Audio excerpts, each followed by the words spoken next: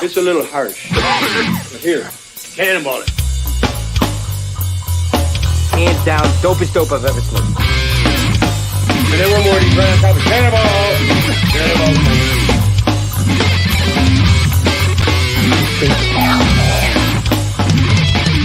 Cannonball time. You know how fast you're going? 65? 63. Freaking out, man. You are freaking out, man. Sunday. What is up, everybody? What up, what up? Happy Sunday. Sunday fun day. Should we just rename the show Sunday Fun Day, or?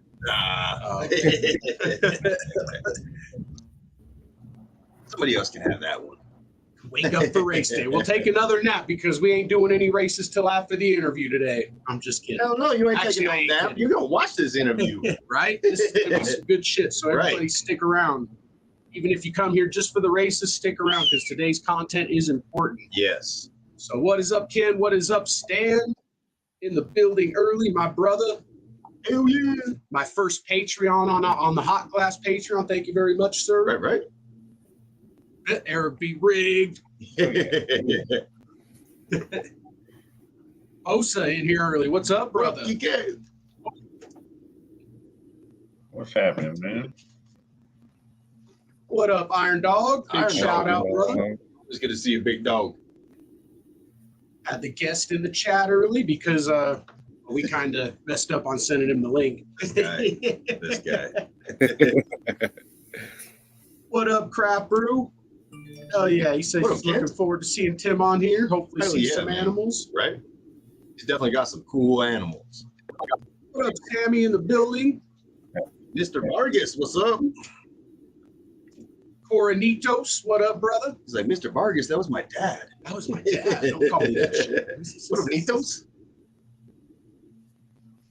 Holly, what's up, Holly? What up, Holly? If you want Always to, good to see you. if you want to come on. in house. All right, I think I got I think everybody. yeah. Well, sweet. We're going to go ahead and bring out our guest this week. It is his name is Tim from Intrepid Exotics. What's up, Tim? What's happening? Hey, here we go. Going on, fellas? Not much, man. How are you? There you go. Not too bad. Still adjusting stuff. I hear you. right. Oh man, what's going on, guys? Ken, both, all the rest of you guys in there, man. Good to see you. Yeah, good to see all you in here. Definitely. The ambassador in the chat. Right. It's always good to have the ambassador on the side. Right. So we usually have like the same kind of set of questions, but I mean, would you like to do that and then maybe talk about FWC stuff, or do you even want to talk about FWC stuff? Or Well, man, I'm all about just playing it by ear, man. Cool. All right, man. Yeah, same. Every one of these things, we end up trying to script it and trying to get everything right before you know it. 2 hours has passed, and we still got a bunch of shit to talk about. So, Right. some basic questions here and kind of break the ice so everyone can kind of get to know you. And, Yes. and then maybe we'll talk about the juicy stuff. I'm sure that more people know about Tim than us, though. I don't know. You guys have been around a little bit longer. Oh, yeah, but your stuff is a little more important. Here the last few days. It definitely is. So. Do you breed anything, or you're just a keeper then? Yep. Yeah. Okay. Yeah, I don't breed anything. A couple of reasons. One of them, space. And I do have a male and a female retic down there. I've got male and female, just about everything really. But quite frankly, I mean, my female's 15, pushing 16 feet. My male's 16 feet, and I would just be completely terrified of putting those two together. They've been mine for so long. If something goes wrong, one of them has a bad day and turns around, either one of them goes after each other. It's going to be a really bad day, and I just don't even want to risk it. And there's enough retics out there on the market now already, probably more than there are people that should have them. So, yeah. Maybe one of these days when I get some more space and more time, yeah, maybe I'll start breeding hognose or something like that, you know. There you go. Something smaller. The lizards maybe it'd be cool. Definitely. Yeah. Do you have any like mentors as far as like when you first started out, like people you looked up to like injury and stuff like that? Man, when I first got into reptiles, it was Kevin McCurley all the way. Nice. There you go. I got a berm and a couple retics before I started watching his stuff. And as soon as I got those snakes, I just started meditating on every word that guy said. I mean, it's really everything that he talks about with handling and reading your snakes. It's so important and it's so spot on. And since then, you know, I've had thousands of experience with hundreds of retics, up to 22 feet long and over 200 pounds, some of them. Wild caughts, anything that you can think of. And he has saved my ass on more than one occasion. the things that I learned just from watching him, you know, and getting to put that stuff into practice with the animals and seeing what works and so forth. Definitely. I miss those old school videos so much where it was just him and the animals and talking about them. Yeah. So good. Yeah, there's a lot of stuff going on now between different keepers and stuff like that. And I actually had a little exchange with Donnie one day on there. I was like, yeah, man, as long as Kevin's teaching something, I'm all on board as soon as the drama starts. Click. Yep, exactly. Right. And it seems like that's what Donnie was brought on board to do, was create drama and try to create more views or something. I don't know. Yeah, I mean, in a way I can't really fault him because the things that they do address, I think, need to be addressed. Definitely. So, and I do appreciate what Donnie, like his role in, you know, in the whole FWC thing. He has been right on that. Yeah. So yeah, he done a fantastic job of getting a hold of that footage and stuff like that. So, you know, more information, less drama. Yeah. So I mean, we had a little brief exchange in the chat one day where I told him that, and he's just kind of like, well, I'm like, well, I mean, it's not too bad, man. You guys are still cool. Like you said, I still watch, but whenever it comes to that drama, I'm just like, okay, time. Yeah. I don't know, man. He's been doing really good. He's not near as wrapped up in a drama as some people that fortunately don't have big channels or anything. But it's been kind of crazy here the last few days. Yeah, it has. A couple people really going at some people's throats that should probably just shut the hell up. I guess I missed all that. Yeah, probably a good thing.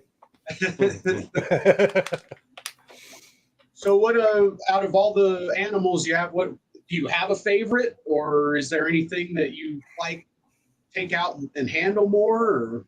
Oh man, yeah, it's hard to pick favorites, man. Right. Oh, yeah. I mean, my Nile monitor is the most challenging one that I've got, and so I of course enjoy working with him. You got to be 100% on point the whole time you're working with him.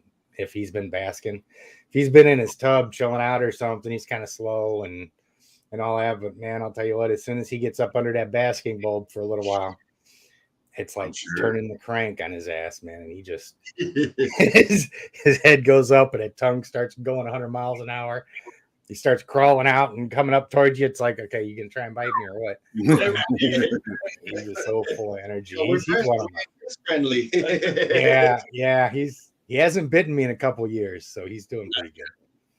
That's good. Yeah. And how big is he? He's about 6 foot tip to tail now. Oh man.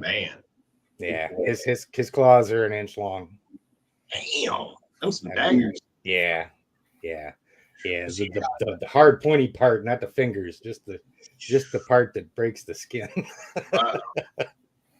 Do you keep him outdoors or in an enclosure or indoors? He's inside. I built him up. He's got an enclosure in there that's got it's got a full size bathtub built into it and plumbed. Oh wow.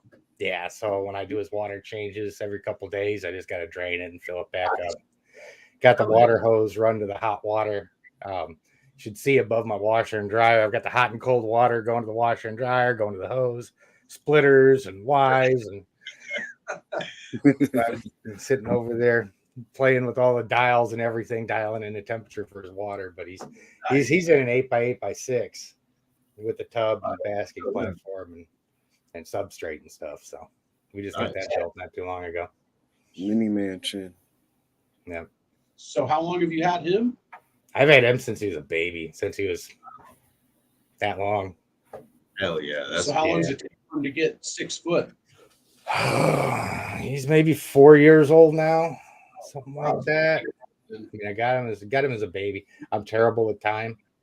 I've already been out here in North Carolina like 10 or 11 years. It feels like I was just in Phoenix yesterday, man. So, yeah, I mean, he grew pretty quick, and I think he was wild caught when I got him. They're really a trick. He's really a trick to work with. I haven't worked with enough Niles to know if he's normal. Right. But I do know that he's really sensitive to his enclosure changes and stuff like that. He really gets introverted and nervous every time I upgrade his enclosure or put something new in there. Yeah, so but I mean, like I take him outside, I'll put him on a leash and we'll go outside and he's just happy as a clam, man. That's awesome. Oh yeah. Does he still try to climb you a lot then, or? Yeah. Oh man, I bet that's acupuncture right there. It's not too bad. Not too bad. I am dumb enough to get into his enclosure with shorts on every now and then. But fortunately, he doesn't climb up on me a lot. Right. But he does love his trees. I got a couple creeks out in the backyard. We'll go out there. He'll jump down in the creek and just start swimming. I'll walk alongside of him. He's swimming through the creek. Wow. Oh, he loves that. He loves that stuff, man. Hell yeah. You ever get footage of that and put it? Yeah. Like oh, nice. I'm gonna have to look for that because I haven't seen that yet. Yeah, I don't remember. I've got some footage of it. I probably have got it hidden in one of his videos somewhere. I've still been working on finishing up the Nile Monitor series on handling and socialization and stuff. I'll probably end up trying to find all my footage and put all his creek stuff in there too. There you go. Hell yeah. Nice. Yeah. But I mean, every time I get ready here the last couple of weeks, every time I get ready to start it, something comes up and I get pissed off and I start thinking about Florida. And just like that last video I put out, I got up that morning with every intention of filming the Nile Monitor video. Had one conversation about it and I was like, you know what? Screw this. Keenan's got videos out. We need to push their stuff out there because he did such a good job on it, you know? That was a good Yeah, video. that was a good video. Sure. Yeah. It's crazy how much he has to go through, like all the paperwork and just all the stuff he has to do to do what he does. Like, And then like if that retic ever needed to go to a vet or something, he was talking like he has to have it in a lockbox and a lockbox and a lockbox and shit. Yeah. Yeah, I had a double bagged in a locked box in his vehicle if a storm. Yeah. Man. crazy. Yeah, it's insane. Worst part about that is they said he couldn't take it outdoors at all, man. Yeah. On his own property, in his own pond that's in his own enclosure, that's all fenced off. And he can't even take it outside. So And he's the type of person that there is no way in hell that snake is getting out of his vision. no, hell no. Right. No, I mean if you get a 13, 14 foot snake running away from you. You were out washing a car or something at that point. Yeah, because they certainly aren't outrunning you. Right. Yeah. That's crazy. Man. You're in. Well, Sorry, go ahead. No, I was just gonna say I was really happy to see him put some stuff out. I mean, I know the Florida keepers are under the gun, man. You're probably looking straight down the barrel of FWC every day. So I don't blame them for not jumping in and making a lot of noise but you know, with Keenan, I really think one of the reasons why he made that is because of all the attention that it got. If he speaks up and FWC comes after anything he's got, it's a clear-cut case of retaliation. Yes, Right. exactly. Yeah, if anybody went down there and screwed with Keenan over that video that he put out, they think they got problems now. Yeah. They'll never be able to use their damn voicemail ever again. Right. Exactly. Yeah. she will explode and burn her office down. Oh, nice. Yeah. Kike sharing links here for US Arc Florida. Everybody go there. It's free to join US At Arc least sign Florida. up, people. Please, So, Yep. please. at the very least. And then there's Yeah. the cat app for them too. If you need to know how to do it, I'll actually find a link for it and put it up to US Arc Florida. Used a 30-second or so minute and a half clip of one of my videos. It shows how you do it, or how you go to the website, what it looks like. Nice. I'll put that link up there too. Sweet. So yeah, if you're not already a free member, if you got a computer and can watch this, you need to go do that. Please, please. And you're in are you in North Carolina? Is that right? Yep. Okay. So how often do they try to mess with laws out there? Like how is it? And obviously it's not as bad as Florida, but Right. Well, I mean, everybody that I've worked with in North Carolina has been pretty decent. We've had my local animal control. I've been down at their office several times. Some of them are subscribed to my channel now. Nice. Because we've done some stuff, taking the animals out to the parks with the Carolina Herp Society and stuff. Aubrey Pruitt brought one of his Asian water monitors out there, and a cow retic, and I took a burb and a boa, my tego out, stuff like that. So, the parks department, the director of the park that I was planning to take him to first was actually a reptile handler for a university or a zoo or something. oh, wow. Yeah. And our animal control, man, I was like telling him, I was like, now you guys do understand we're going to be having like 16, 18-foot snakes out there at the park. And I was like, you know what you're doing, right? I was like, yeah, we're good. Well, you're good. We can have fun. You need to go talk to Florida. Yeah, exactly.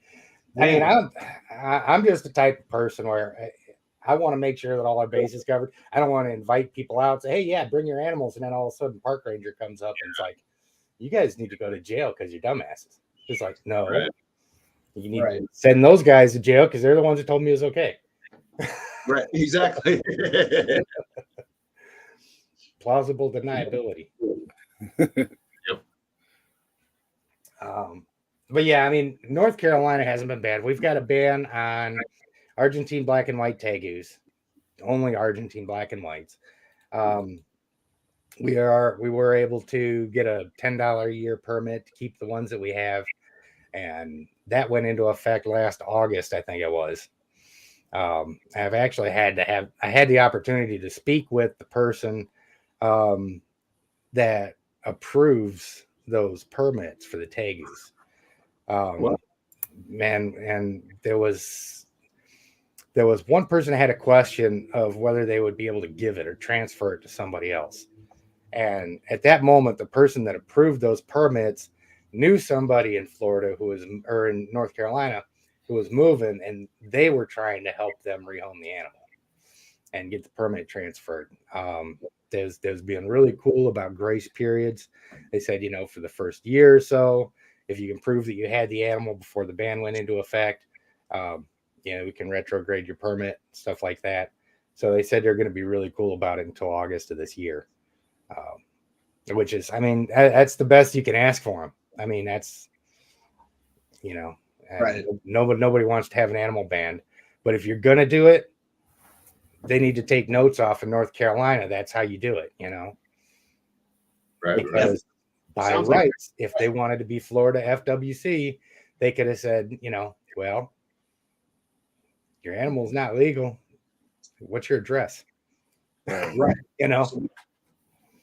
So on I don't know if you know or not, are the North Carolina wildlife, is it similar to Florida where they can't just be fired and where, you know what I mean? Like they're appointed by, I think it's the governor or. I'm sure that's the director or something that you're probably thinking of. A lot of times directors of state organizations will be appointed. Okay. But did I get that right? Is that the case with the Florida guys that they can't be fired? Yeah. Well, I think the director is appointed by the governor. There may be a couple other appointed positions within FWC, but I'm sure there's got to be a regulation of some sort in order to be a conservation officer, where you've got to go through some kind of Leo school for law enforcement. I can't imagine how they would hire somebody that's not a law enforcement officer to do that. Maybe I'm wrong. Maybe they just pull Billy Bob off the Walmart security floor or something and give him a badge and a gun and say, "Here, go kill a bunch of shit." Right. Which is kind of what it looks like. But Hey, that was one of the most disturbing things to me was the body cam footage that was released and how Chris was trying to plead with them, basically like saying, "I've done everything you guys have told me to do. What the fuck else can I do?" Basically, and they're like, "Well, you haven't, done it, so we're here to do this," and it's just like, it was heartless, It is, man. I mean, I've had to euthanize animals for feeding and stuff like that, and if I happen to get a couple live rabbits or something, I always euthanize them before I feed. But so that always gets me. But I mean, some things we got to do are necessary as snake keepers. Right. That was just so uncalled for, man. I share this link. That's the one for US Ark, Florida. Sweet. That last one I just put up. That's their YouTube channel that everybody needs to get subscribed to, and it shows how to get in and get that membership. Yeah, and it's not hard. It's just basic information. Yeah. I think you can even, and you can be a paid member. I think their top level is like $7 a month or a year. Yeah, I didn't think it was that much. Yeah, it was cheap. It might have been a year, actually. Mm-hmm. Yeah, it wasn't much at all. I mean, I've got memberships with both US Ark and US Ark Florida. So. Another thing I wanted to touch on, your video that you put out recently, you basically were like, some of this blame has to come on us too, as reptile keepers and that. And I agree. Like you're saying that they've been warning us for a long time this is coming. Like, and right. There's not enough action on our part. Like we need to do more. Like it isn't just enough to join US Ark and donate money, and you gotta send letters to your senators and your governor, right. Especially in Florida. And even if you don't live in Florida, send them letters, and let them know, hey, this isn't cool with us either, Right. Even though I mean, I'm guilty of that too. That's why in the video I say, we, because, right. I wasn't nearly as active before. I was like, man, that sucks. Florida's going through that, but I mean, there just comes a point where they cross the line, and and a lot of Floridians can't really speak out for themselves without fear of retribution. Yeah, exactly. So like their name isn't going to go on a list or something if they do. Shit. Right. Yeah, and I've gotten a little bit of blowback off of that last video that I did just because of how direct it is. But I mean, I think one of the big problems that we've got, it's real clear to us in the reptile community that people make that they develop their opinions about reptiles on limited or no real information at all. They go strictly off of what they hear. You hear the same mantra all over the place from people that don't know reptiles. They're destroying Florida. They're just sizing you up to eat you. They're going to kill somebody's kid. All this hyper dramatic stuff that as soon as they say it, they don't have any education about snakes at all. Right. But the bad part is, man, is that's what our society has turned into with the way the media cycle works.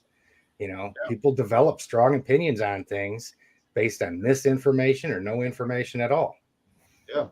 And not to mention, people always will latch more onto negative stories than positive. And that's one of another video you put out recently, basically calling Jay out for prehistoric pets. Yeah. And I totally agree with you on that too. Like if the kind of platform he's on and the kind of stuff he does not make the hobby look good, so. No, I mean, it stokes fear. Yeah. And our whole news cycle is nothing but fear right now. Yeah. Right. And the majority of the people that watch his channel are not probably reptile keepers. Usually, they're probably just people that are watching it for the shock For the value. shock value, yeah. Right. Yeah. Yeah. So I mean, we just, and one thing that I've been talking with a couple people on, I've been trying to put together some research on, and what I'm finding is just about every study on Florida ecology is coming from a state-funded study from Well, that's Florida. pretty good. Yeah. Right. I mean, I can't deny that the invasive Burmese python problem in the Everglades is there, but the thing is that I can't find any real studies on how bad it actually is. When you're looking at the populations of the mammals in the Everglades and things like that, they make it sound. I read one study that said, they phrase it like 99% of the raccoon sightings are down in the Everglades since '96. Raccoons thrive around human population centers. There's no way in hell 99% of them are gone. Yeah. It's one of those things where, can I sit here and say definitively that that's not true? No. But it should make us do research on it. We should be able to find some kind of research, backs all of this stuff up so we can get a clear picture of what is actually going on down there in the Everglades, because I honestly think a lot of that is blown out of proportion by Florida for their tourism industry and to empower FWC to be able to do the Gestapo shit that they did to Chris. Right. Right. And I mean, it just, I'm not a conspiracy theory person, but it makes sense when you put land developers in charge of FWC that, of course, they're going to kick some of that money into research to drum up some bullshit to strengthen their position so they can make a little bit more money off of it. And they know everybody's afraid of snakes and everybody hates snakes, so everybody's going to believe them. And now everybody that owns a snake is a danger to their children or something, The thing I can't get my head around is, how can the authority on animals in Florida not know the difference? Right? What the fuck?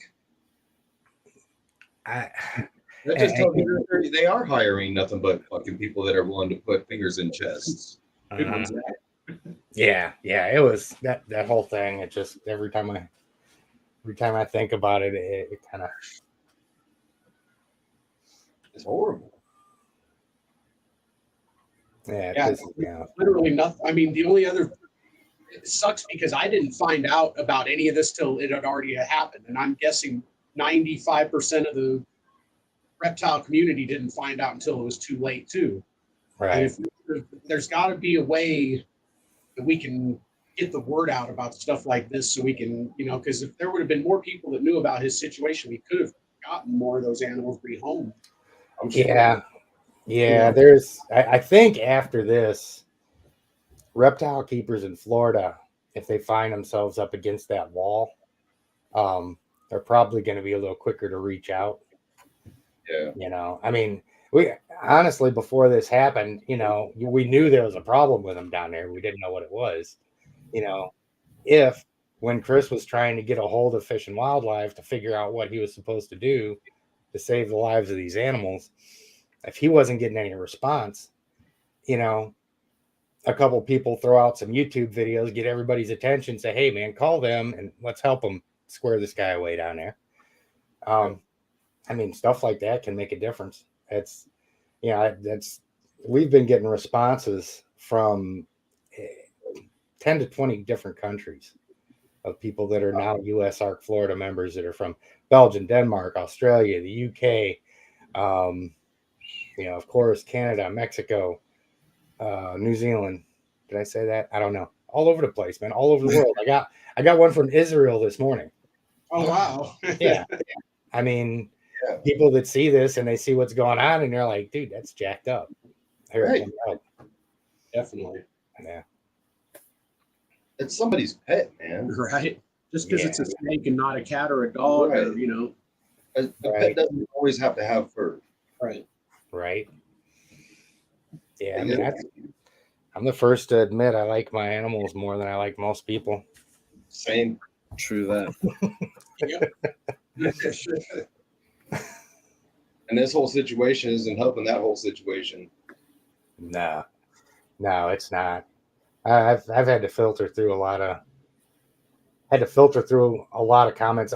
Most of it has been pretty positive. One thing that I've had to delete a lot of off my page is the people talking about I'm going to show up at the door with my guns when the cops show up. And I'm like, dude, you're a jackass. Have you ever seen anybody win a barricaded suspect situation?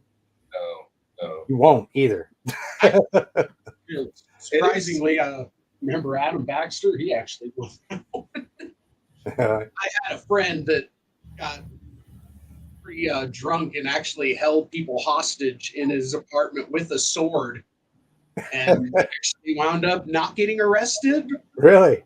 Yeah, he was in there for like 12 hours with the cops outside. I think they did like initially, but he was like out within 12 or 24 hours or whatever. It was crazy. I was No like, kidding. and it was on the news and everything. That was Like, the singer for his band. Yeah. Really? Damn musicians, man. Damn musician. You crazy kids.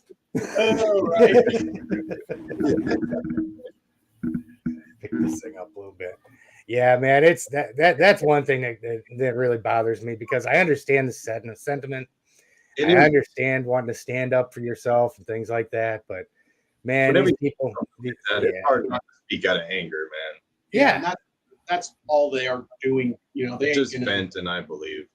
Because I'm sure Chris probably would have said the same thing if he saw it happen to someone else. You know, then you're actually got the 4 guys there at your fucking door, and they're, you know, like, what do you do with shit? that? It's like, yeah, dude. Like, oh man.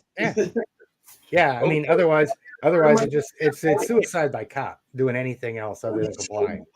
That's what the court systems are for, man. Right. I mean, they didn't want him to set that camera up, but he made sure he did anyway. Yeah, like, really awesome that he did that too. Absolutely. Yeah, I mean, my daughter's a cop up north, and she was out of the academy and on the street like a month before they had their first barricaded suspect. That's rough. She calls me up later that night, Dad, I got blood on my shoe. Oh wow. I was like, well, yeah, that's what happens when you put holes in people. Crazy. So they had to drop their first guy within her first month of work out there. Wow. So, and I mean, and that's local police. I mean, all these guys, anybody watching this that even is remotely thinking to themselves that they're going to sit there with a firearm when the police come to their door and win. No. You're crazy, dude. I don't care how good you are. I spent 10 years in the military training and years training before that. And I don't care how well I prepare my place and how many whatevers I put in here. It's a lose-lose situation. Yeah. It's not going to help anybody. It's not going to change any laws. All it's going to do is put a burden on your family, a black mark on your honor, and a black mark on a community. So, right. And they can wait you out. They can just order pizza. Oh yeah. You're going to be able to do that. Yep. Cut the power, cut the heat. Yeah. We're going to sit back here with our thermals and wait for you to walk in front of this little piece of drywall. Yeah, exactly. Yeah. Man. So yeah, that's one thing. And I don't know, man. I try and talk sense to folks about saying things like that, but some people, they just get so ingrained in that, that train of thought where ultimately, their guns are going to save them. Right. Without realizing that there's exponentially bigger chance that gun's either going to put them in jail or the ground than it is to ever help them. And more than likely, you're going to have to go grab your gun. Theirs is already on their hip. Yeah. So, I don't know. That's just one thing I'd really like to see a lot less of is people getting angry and then immediately talking violence. Right. This isn't Nazi Germany. This isn't Yugoslavia. This is none of that shit. We've got systems in place. We've been lazy as Americans and we haven't educated ourselves and made the system work for us. So that's why I say we've got ourselves to blame. We can still fix it. We just need to, stop fighting each other and, get together and focus on doing things that actually improve our lives. Yes, sir. But that's my soapbox for the week. I'm just getting these comments in the chat. Everyone's basically agreeing, saying, yeah, be professional, you know, like. Yeah. I mean, because even if you try that route, they're still going to get your animals. The only difference is you're gone too. Mm-hmm. Yep. And that was, people criticize Chris for doing what he did, but if you're given the option, I'm going to kill your animals, or I'm going to take you to jail, and then I'm going to kill your animals. Right. Yeah. I mean, what do you do? Yeah. Man, you can't pick your ass or salute. You got to sit there and, Just set up a camera and do my exactly family what needs. Yeah. Yeah. So sad as it is, it's definitely something we need to make sure that we're staying on top of, at least not letting it go away. Absolutely. And I really like the idea of going to the news stories and like stuff that's on the news channels and letting them know like this is something you are interested in. You want to see this followed up, blah blah blah. Like Right. that's definitely going to be good too. Yeah. Because they do it for ratings. If they have a whole bunch of people saying we want to know more about this, then they're going to do it for ratings. Yep. Absolutely. Yeah, man.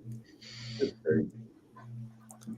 Yeah, a lot of conversation I've been talking through. But yeah, if anybody knows of any good research papers about Florida ecology, the mammal population or the reptile population and stuff, send it over to me on my Facebook or something, and I'll throw it into the pile.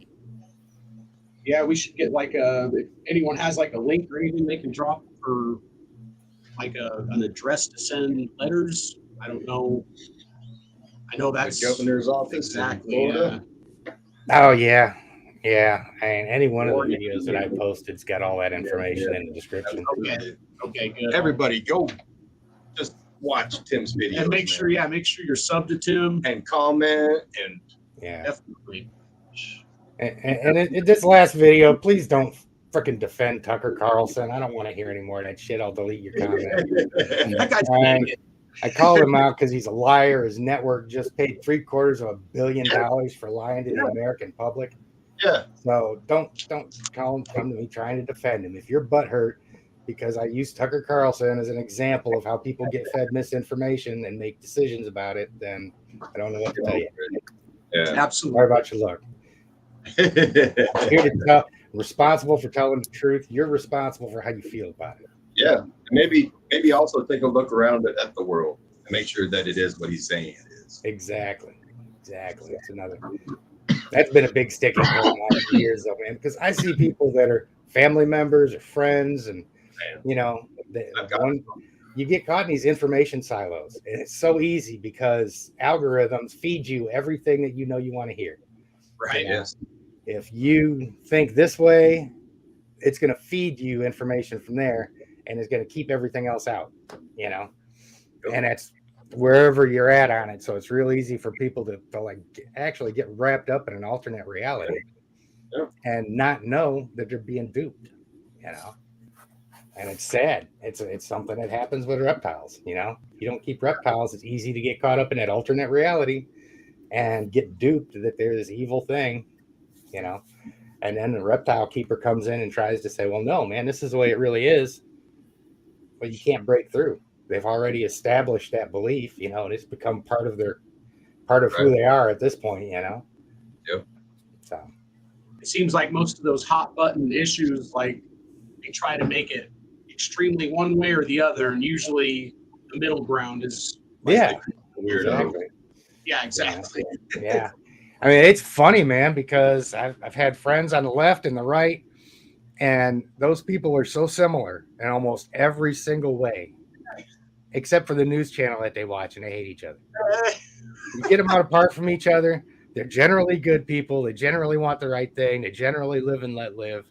But one person listens to this one, and one person listens to this one, and they hate each other because of it. Right. God. That's the idea.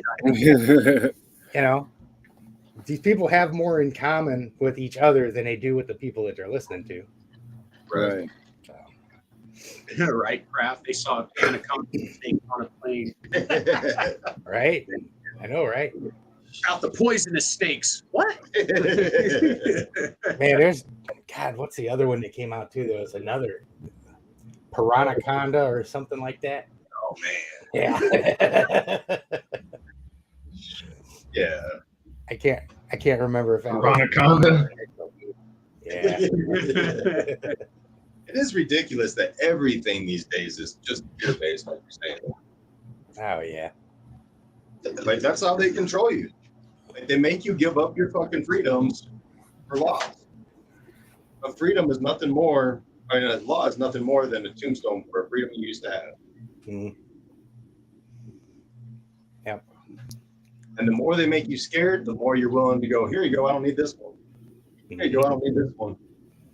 Yeah. I mean, there's some stuff that's difficult to figure out. You know, it's not always cut and dried, black and white, but those are a lot of times the issues that people get really hyper polarized over. And there's never a solution. If you're hyper polarized one way or the other, and the solution's in the middle, you know, both people got to kind of walk to the center together to get things figured out, or else just sit there and fight each other forever. Right. You know?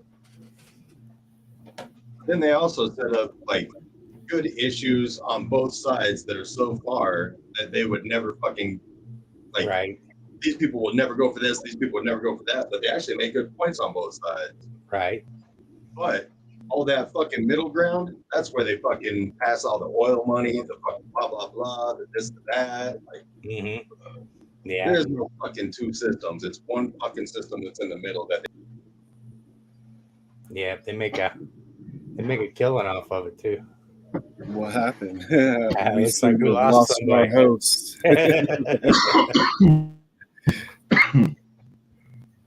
It's on. Sorry about that. Hey, welcome back. Accidentally hit the wrong button. All Sorry right. about that. That never happened. they Dude, the last live stream I did a few months ago, I hadn't done one in a while. I think maybe this one traumatized me enough that's why I hadn't done it. I was using a really cool vMix is what it was called for my live streams. I got my stream deck set up, all my hotkeys. This thing was singing and dancing and doing all kinds of cool stuff and all kinds of graphics and all that. And it was 2 minutes before I was getting ready to go live, man. I hit the wrong button and cleared all my settings. Oh, I had 2 minutes to pull a functioning live stream out of my ass, and then Oh man. and the audio. Oh man, the audio went straight down the toilet on that one too, and it was just such a shame. But yeah, I think that made me scared to do live streams. I got rid of that program after that. I'm gonna start using StreamYard. Gotcha. yeah. StreamYard has its issues too, but I mean, it's been the best we've used so far. Yeah, and I guess. think that since we got the what the fuck is that shit? Fiber optic. Internet. Yeah, fiber optic. carbon fiber internet. The Farfignugan? But ever since we got that, it does seem like StreamYard is a lot better. Right. Really? Yeah. Yeah. So the simple thing is typically better a lot of times. Right. Yeah. That. I'm always a big fan of the simple option. Yeah. I think vMix is more for somebody that's got more time to get buried in the nuance of that thing, but I made it work a little bit. I'm gonna go back with the simple stuff. There you go. So Logan, Gage, you guys got anything you want to ask Tim, or anything to add about the Florida Thursday, Holy Thursday massacre? No, I think you pretty much covered most of it. I got me on the spot here, Fred. You're all good, brother. You're all good. Yeah, he did, man. You're just over there minding your own business, and all of a sudden he's like, "Okay, all on me now." Did we go over the crematory certification? Have we gone over that yet?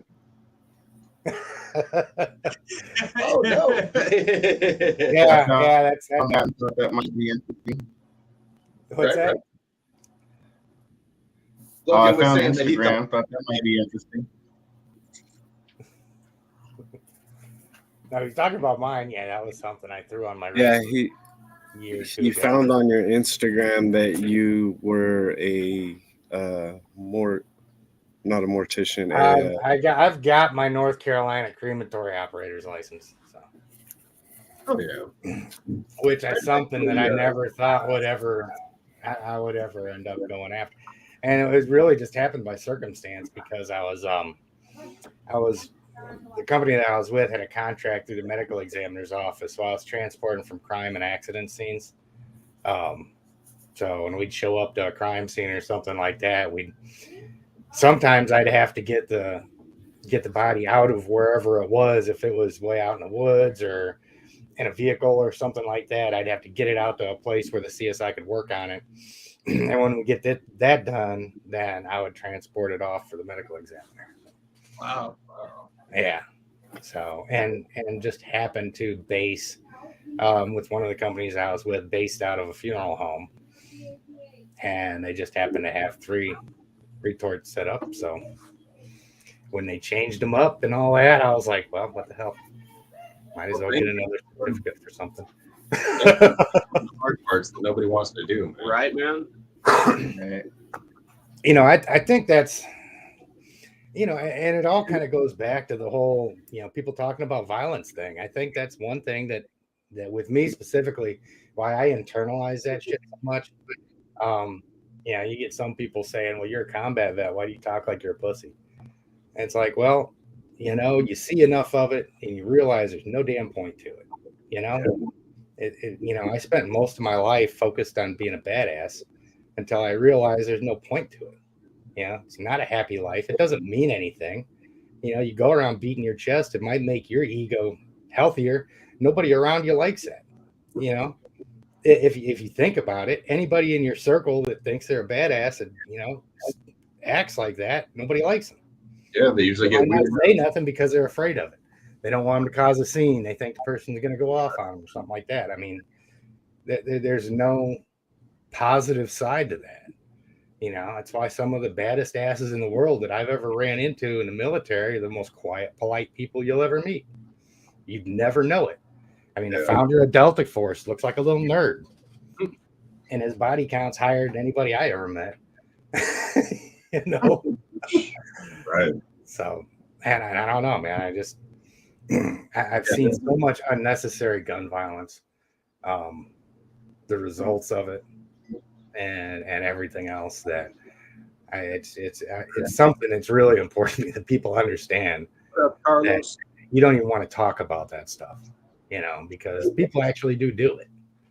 Yeah. You know, all these people that go in and shoot up these elementary schools do it because they're taught that's the way to regain their self-respect. You know, you can't be a man if you don't have a gun. You know, you don't see people posing with hammers and circular saws. You see them posing with ARs because their self-esteem is so goddamn fragile. They need to have the tool of a soldier in their hands to make themselves look tough. And then a 16-year-old kid takes it to school and starts blasting people. Yeah. Because that's how they're going to regain their self-esteem after everybody's been picking on them. So,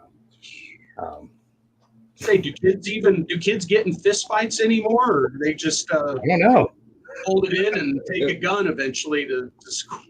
I don't know, man. I'd be down with that. My kid's grown. She's left the house. I'm an empty nester. I'd take bets on that. Right. I mean, I ain't never gonna watch a dog fight, but if you want to throw your 2 mouth little bastard in the ring right there, then I got $100 on a little one. He's got a lot of hate in his eyes. You gotta watch. Well, I'm telling you. I use for tasty food. Hell yeah, Ken. Hell yeah. Yeah. I mean, I got. You know, I mean, hell, I've taught most small arms that the military had at one point or another. I'm not anti-gun. I'm anti-dumbass with gun. Yes. And it's, I don't know. It's a hard argument to make because, you know, everybody says it's not the gun. Well, I guarantee you, you know, at this particular elementary school, if this person had went in there with a pocket full of fucking rocks, there'd be 19 kids still alive right now. Right. Well, and that's where I'm saying, like, there's middle ground on a lot of these issues. Like, you don't have to be totally anti-gun or 100% I need any kind of firearm available when I'm 18. Like, you know what I mean? There has to be some. Yeah.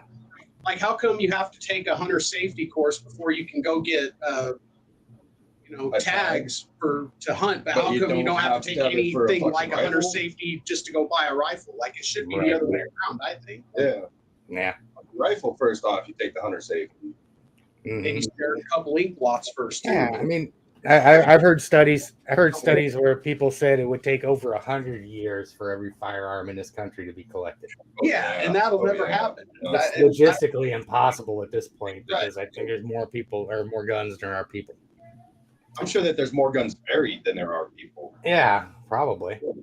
That's But what I mean, like USARC being basically kind of like they're basically a lobbying group like the NRA. I don't ever want to see USARC do a lot of the things the NRA does where they fear monger and they, they do that kind of thing. I don't think they're like that yet. And I don't want to ever see them like that. So, yeah, I mean, I'm not for taking away somebody's rights, but I mean, I've been around mentally unstable people that were armed. It's unnerving. Oh, yeah. I know what I'm doing. And when I'm around somebody who I know is mentally unstable, who I know has a firearm, my eyes don't leave that son of a bitch. And like I said, I've seen too much of it. Yeah, I've seen some really grisly scenes before from where people have got weapons that don't need them. I mean, it's definitely something that needs to be addressed in one way, shape, or form. Yeah. I had another thought on the tip of my head, and I can't remember what it is for the life of me now. But I think that's one. I mean, I don't know. One of the reasons why I end up getting so emotional about these topics is because, every time you talk about a school shooting, somebody might picture their gun cabinet. I picture the last kid whose brains I put in a body bag next to the rest of them. Yeah.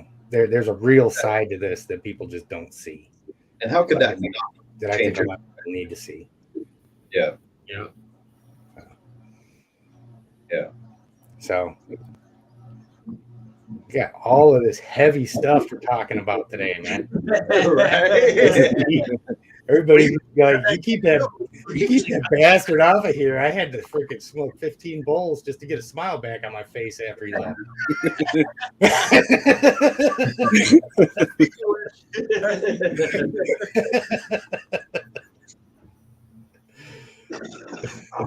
Hells yes. Love and peace and harmony, folks. I know, right? We're fine with that if we can get the rest of these dumbasses in the world to take the same approach. Right. Yeah, dude, maybe we'll run some races now. I'm sure everyone will try to win some snake credits here. Big shout out to Ashley and Nikita. Hell yeah, Pip Stalkers. Thank you. I'm gonna go real quick just because you guys asked and see how well my male is being behaved today. Oh, all right. Hell See yeah. if I can bring him out for a minute. You're in for a treat, possibly. Yeah. Let it be a surprise. Nobody say nothing. Right. Oh yeah. Dude, hopefully this works out. Them little things are dope.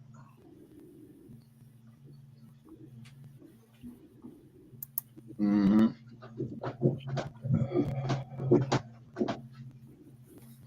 Yeah, I think that a lot of people just need to just look at it from another person's perspective. And understand that freedom isn't all about, I'm going to do whatever I want. Freedom is allowing people to do things that you don't necessarily like. That's freedom. If you're saying, no, they have to do that ain't freedom. I'm sorry. My way or the highway. That ain't freedom. Easy, buddy. They get kind of nervous when they get away from their house. Ooh. Oh. Too cool, man. That is so awesome. That is, man. Buddy. And this is the male who is He's a sweet boy. They're burrowers, man, Dang. and that's all they want to do. Right. He's like, I'm gonna burrow in your arm right here. Yep. Too cool, man.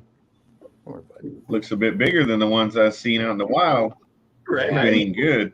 They don't miss any meals. What This is true. do they eat? Timothy hay mainly. That's like 90% of their diet.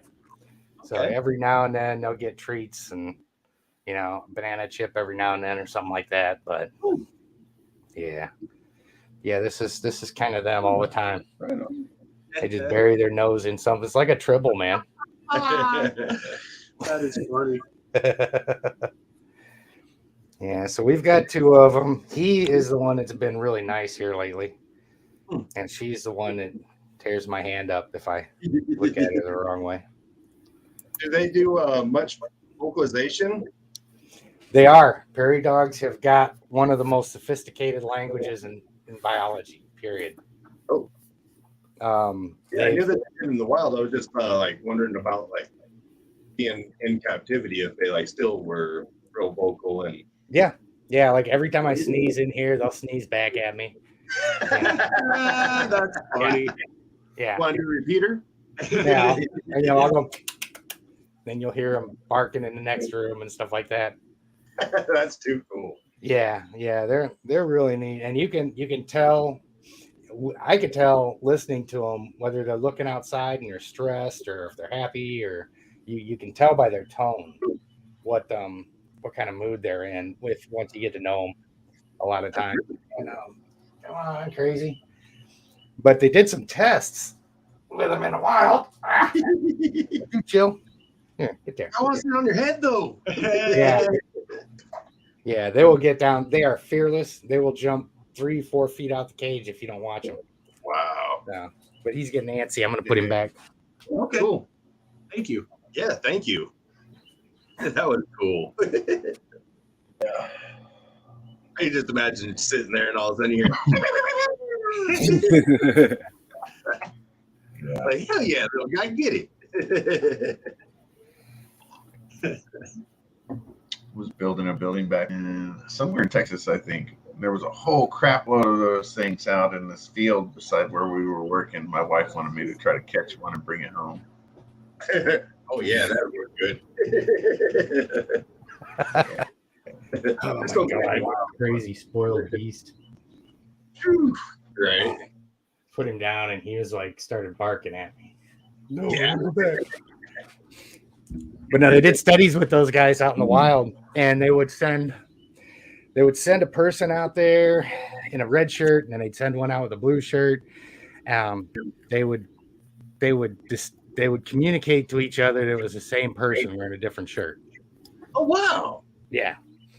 Wow. However they went about it, they'd send people out there with different characteristics, and then they'd track the sounds that they made, and you could match up the sounds that they made with the person, the color.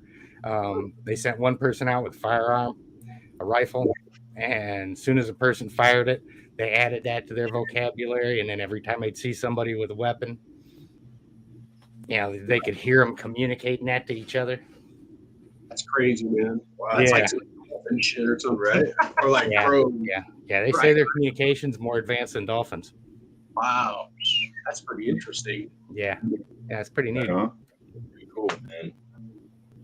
And you How get did to you work. acquire him? Yeah, screw you, Flipper.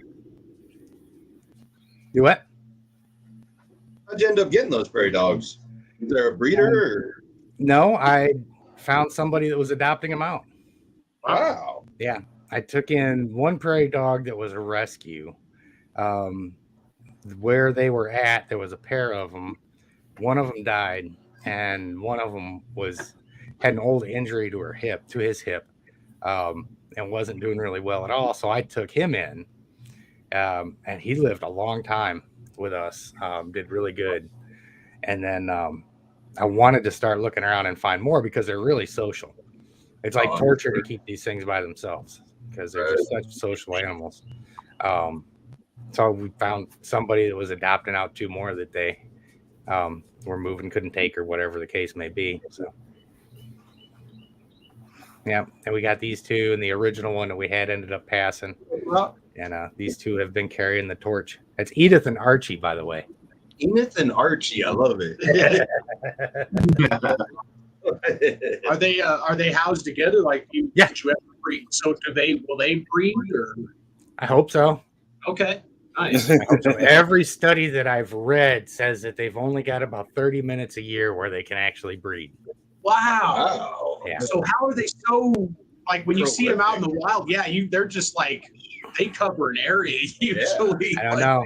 I mean, everything that I've read, that's what it says. They've got such a really small window, but they live in such large communities, I guess. Right. So. Well, if you have any luck, keep us in mind. Yeah, man. I'm really. There's been a couple times where we'd look over at her and be like, "Man, she looks a little chunky today." And it's like, please. Preferably a male, please. Yeah, I know, right? Yeah, if not, that's the only animal I've ever considered wearing freaking leather gloves with, man. Oh man, wow. I had a rat bite, so I just can't even imagine getting bit by a prairie dog. Man. Yeah. And you were saying they lack on too and hold on like. Yeah. My puffer fish got a hold of me one day. That kind of sucked. That was really similar to it, but that was a mistake.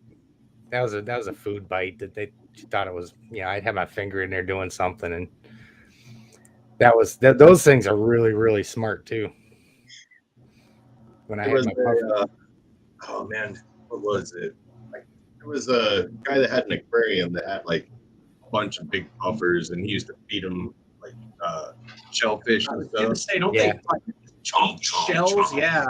Oh yeah, man. I mean, they've got beaks, So that one, it was the same thing with that one. That time that my puffer got a hold of me, it was in a corner aquarium, and it got a hold of me inside the tank, and I pulled my hand away real quick, and the puffer fish went flying across the living room.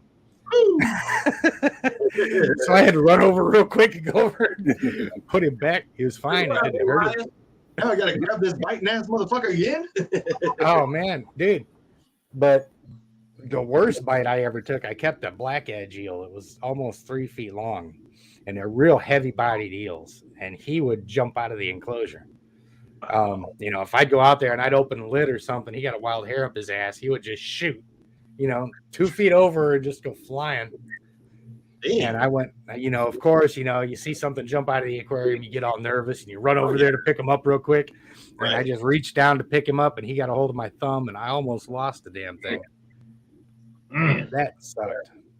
And you don't think stay out of water for a minute too, so man, it wasn't drops of blood, it was a stream of blood all across the floor, all the way back to the aquarium. I wouldn't be to go back and tape my thumb back together.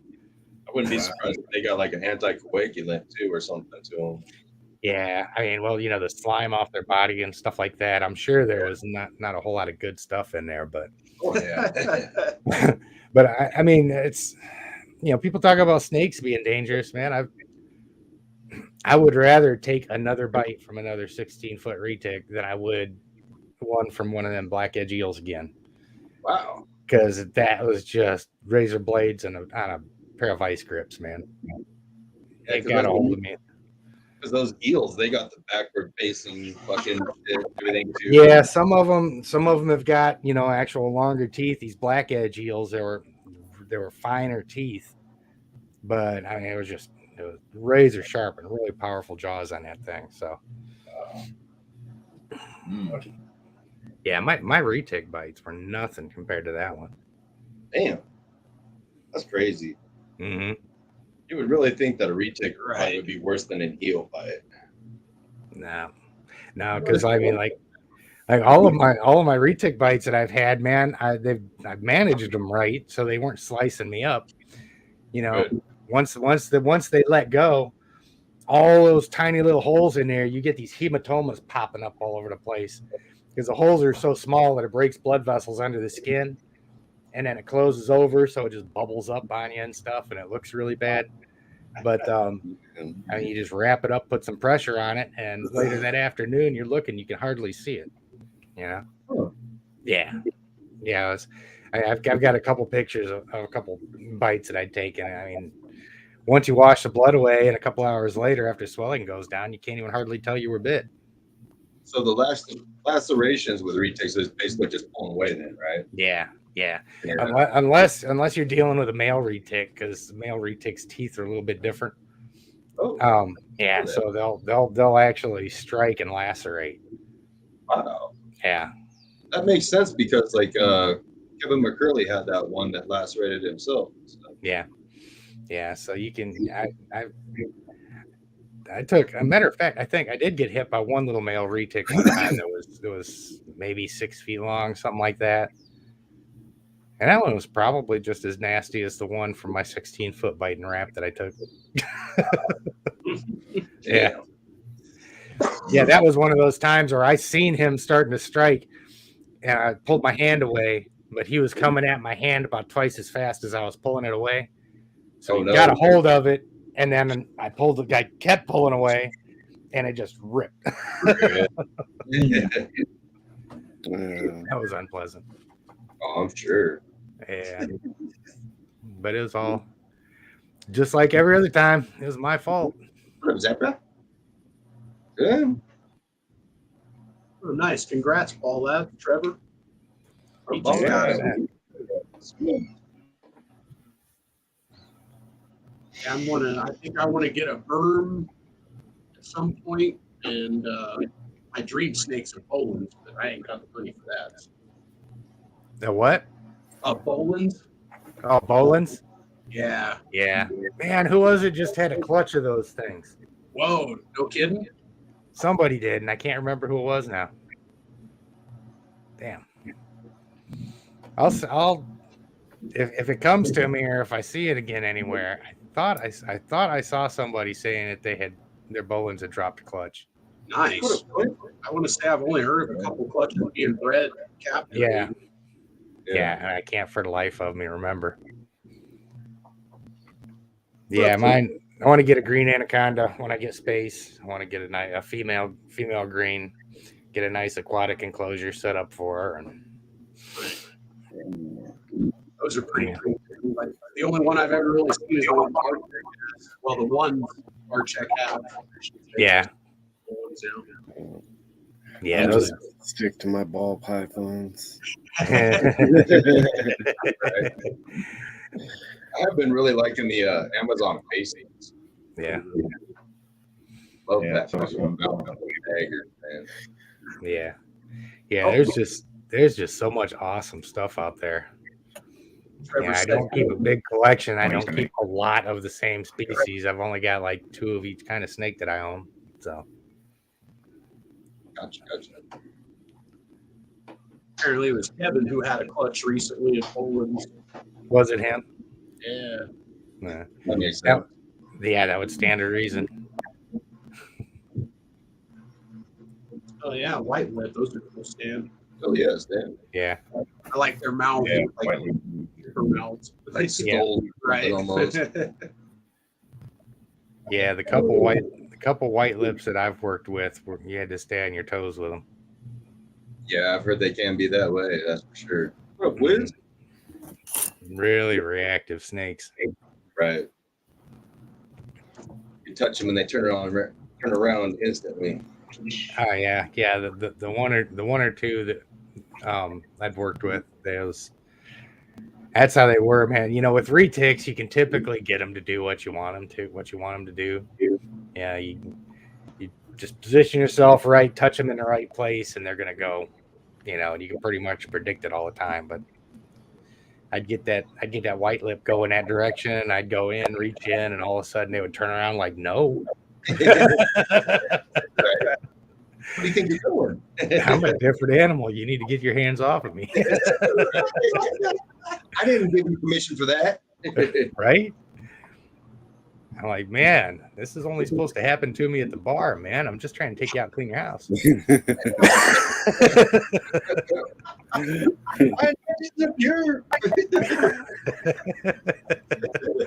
He's like, don't touch me there. Like, come on. You ain't tickling my belly, fool. Wrong. Right. Man, White lips are more than that. This is terrible because I just had a bunch of Andrew Dice Clay nursery rhymes coming to my head all at the same time.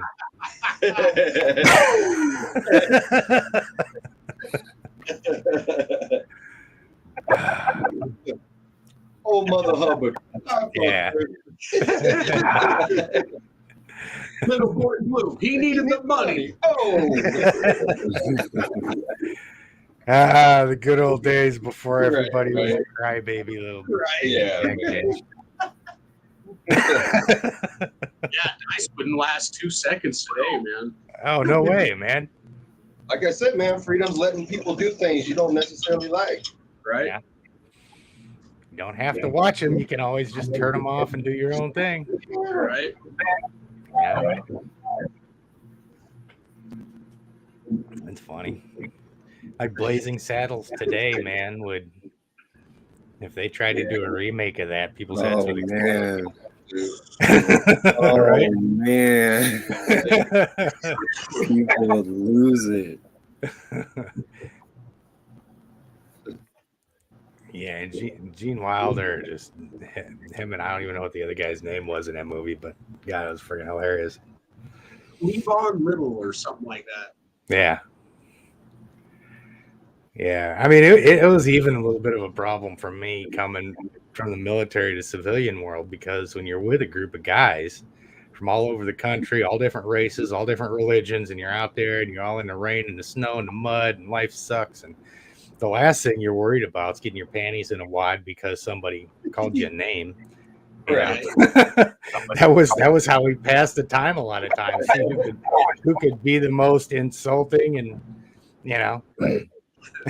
it didn't make any difference what it was, I mean, race, anything, everything was all freaking on the table, and we tore each other to pieces, And then you come out in civilian side, and you maybe go to a bar together outside of base or something, and you start talking shit to each other, and everybody's heads start flaming. Oh, my word. What did you just say?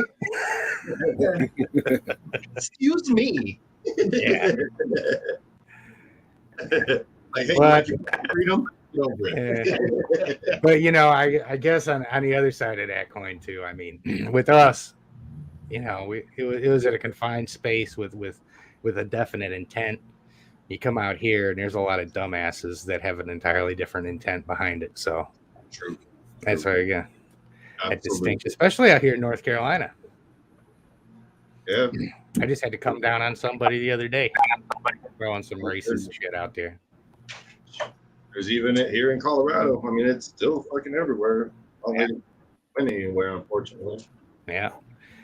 I was out there. One of the guys got pissed off at one of the traffic control guys, and he was on the phone talking about him, throwing some slur out at him, some racial slur. He stopped his phone call that very second. Those are people. I was like, I don't give a shit what he did to you. You do not do that. Right. I don't care how you feel about him. His race ain't got nothing to do with how much of a dumbass he is. Exactly. I've never been to a black barbecue. 'Cause I don't give a fuck who you are. You go to a black barbecue, that shit's over. Yeah. I've walked away from jobs down here before because of that. I mean, they put me working with somebody who was a straight racist dirtbag, and I'd call them on it to their face a couple times. I'd take it upstairs. They didn't do nothing about it. I'm like, guys, bye. Right. We ain't the same people, man. Right. I've had one person actually physically jump in front of the barrel of a gun for me, and it was a black guy. So. Yeah, man. Yeah. Yeah, I've got a little family that don't get down with that, like get down with racism, that don't get down with me anymore. Right. Yeah, for sure. Yeah, I really am, man. It's just as harsh as I probably come across, man. I'm really pretty fucking kumbaya guy. Right?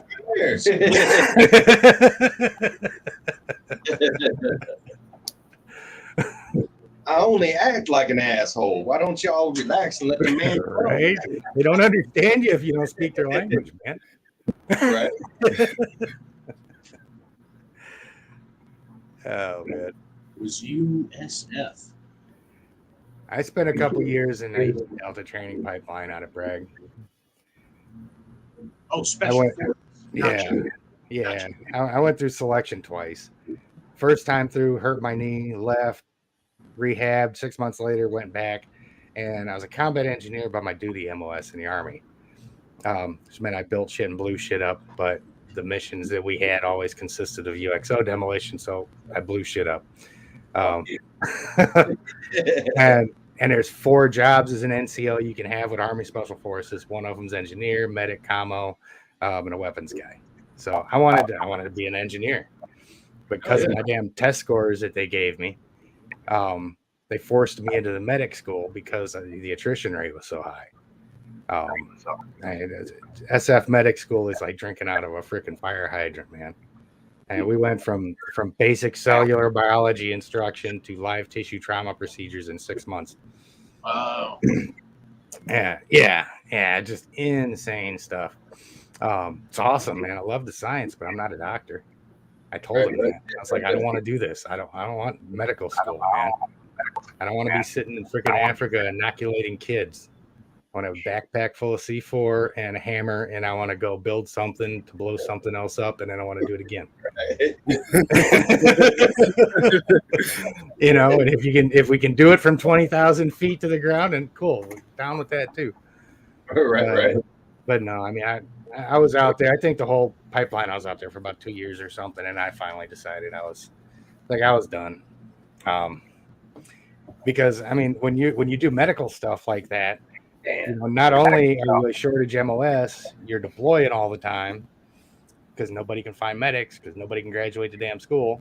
Now when you come back, you got to be doing rotations and retraining and recertifications and for all your medical stuff, And it's like, well, shit, I'm about ready to sell my soul to Uncle Sam for real. Yeah, and I was like, that plus my knee was going out, and I was just like, look, fellas, I'm out the door. So I tried to stay there and just ride out my time at the at one of the ranges out there at Bragg. And then Iraq kicked off, so I got cut orders, 101st Airborne Division, went to Iraq and came back, had my knee surgery, and got out. Appreciate your service. Hell yeah, man. Cool. Yeah, It was definitely fun. appreciate the service. It was. And I got a question. How come the only airborne division you ever hear about is 101st? Is that like, is there something to that, or is there like 100 and I've never heard anyone say I'm in the 102nd? We're just sexier than everybody else, man. Yeah. That's why we can talk about. Yeah, who are they going to talk about? 82nd? Come on now.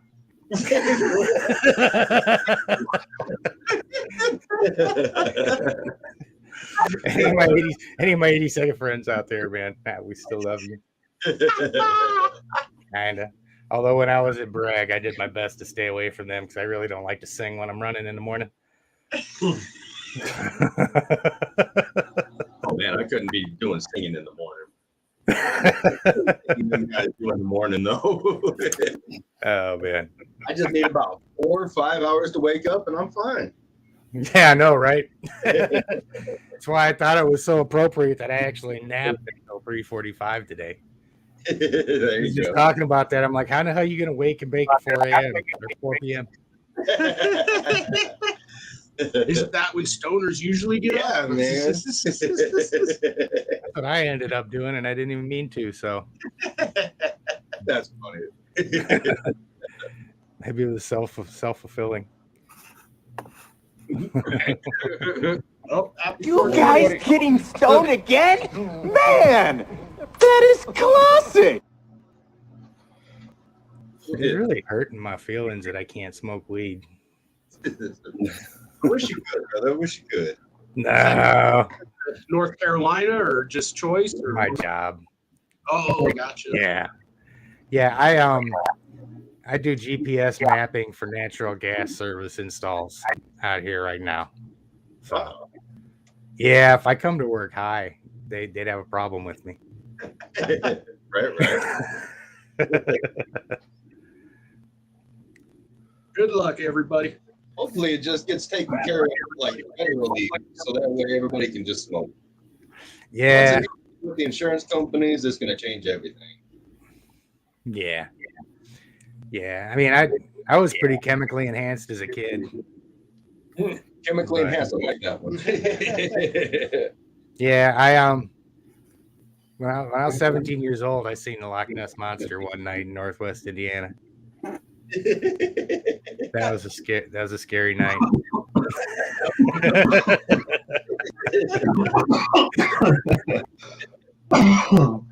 You're chewing on a piece of paper, and before you know it, you're looking at the Loch Ness Monster. Yeah, and it's really trippy when you're out on Little John boat at 3 o'clock in the morning. Right? Yeah. Hopefully I can make friends with this thing. Yep.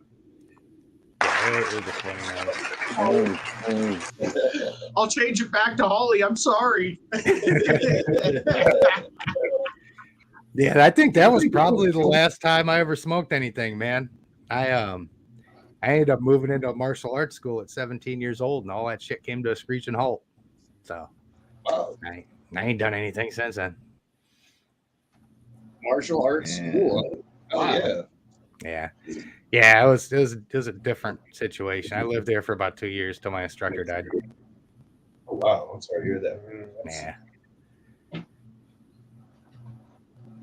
think it's upstairs. Oh, Long time ago. A different life. Many injuries ago. Much less limping ago. Oh yeah.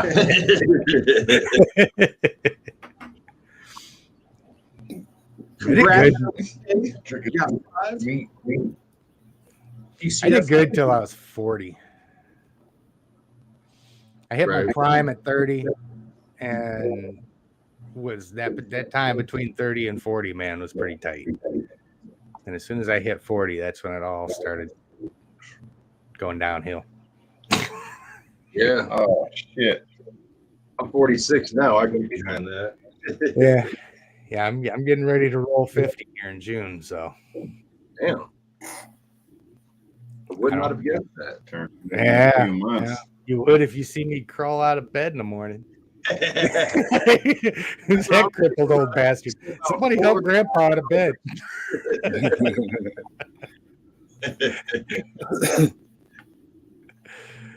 See me limping around here and squalling. My girl, I'm sure she gets tired of it sometimes.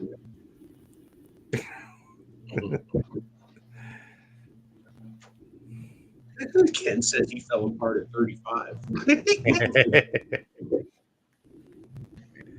Yeah, I've done a lot of stupid things to my body, though. I have. I should be doing better than I am. Maybe if I would have went to barber college or something, I wouldn't.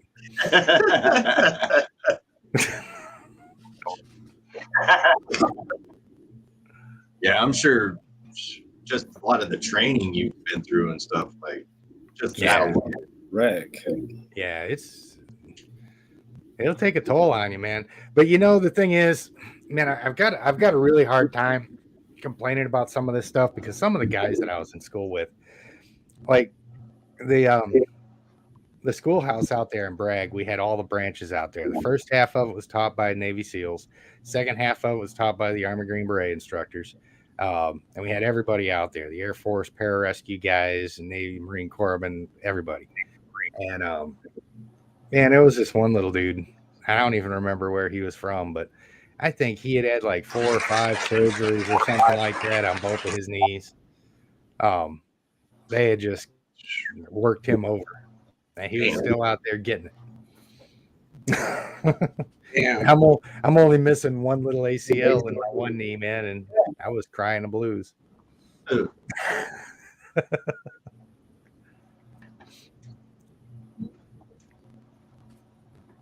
guy was made of steel. I think so, man. I'll tell you what, man, you meet some, like my part of the school is you got to go through a non-commissioned officer leadership school. And our first sergeant in that particular part of school was a former Delta operator. He's like, well, he says every cycle I'll tell one story. He's like, my story is I'm part of the BUMFC. Every cycle I'll tell one. Kind of cock their heads a little bit. He's like the blowing up motherfuckers club. I'm one of the few people I know that was in a helicopter in Central America, got hit by an RPG and blown into the trees. Fuck, man. That's crazy. Yeah. Oh, I know, right?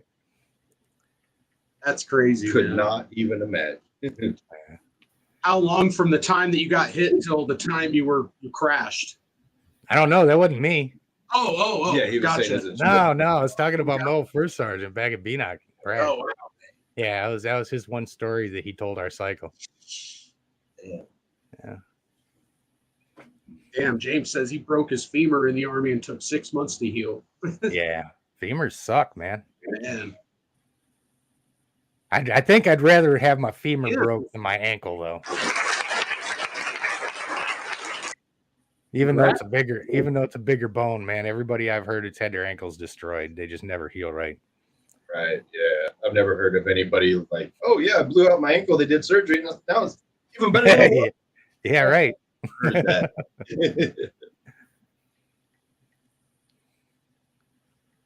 All right, so we got Tiff in the lead, commanding lead with 10 points. Hell yeah. Get it, Tiff. LMK second with 5, and then a 3-way tie with 3 points with PCF, Tim, and Michael Wolf.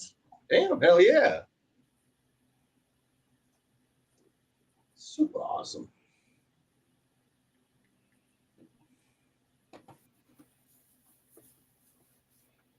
Yeah, there we go. So what all species do you keep, Tim? I sold my kids, so I don't have them anymore. Wise man. Yeah, they're a pain in the ass, man. Got them, sell them. I tried for a long time. Every time I'd take mine to the grocery store, man, I'd try and trade her to the cashier for some steaks. Some steaks. Man, I got the dirtiest looks every time I did that. That's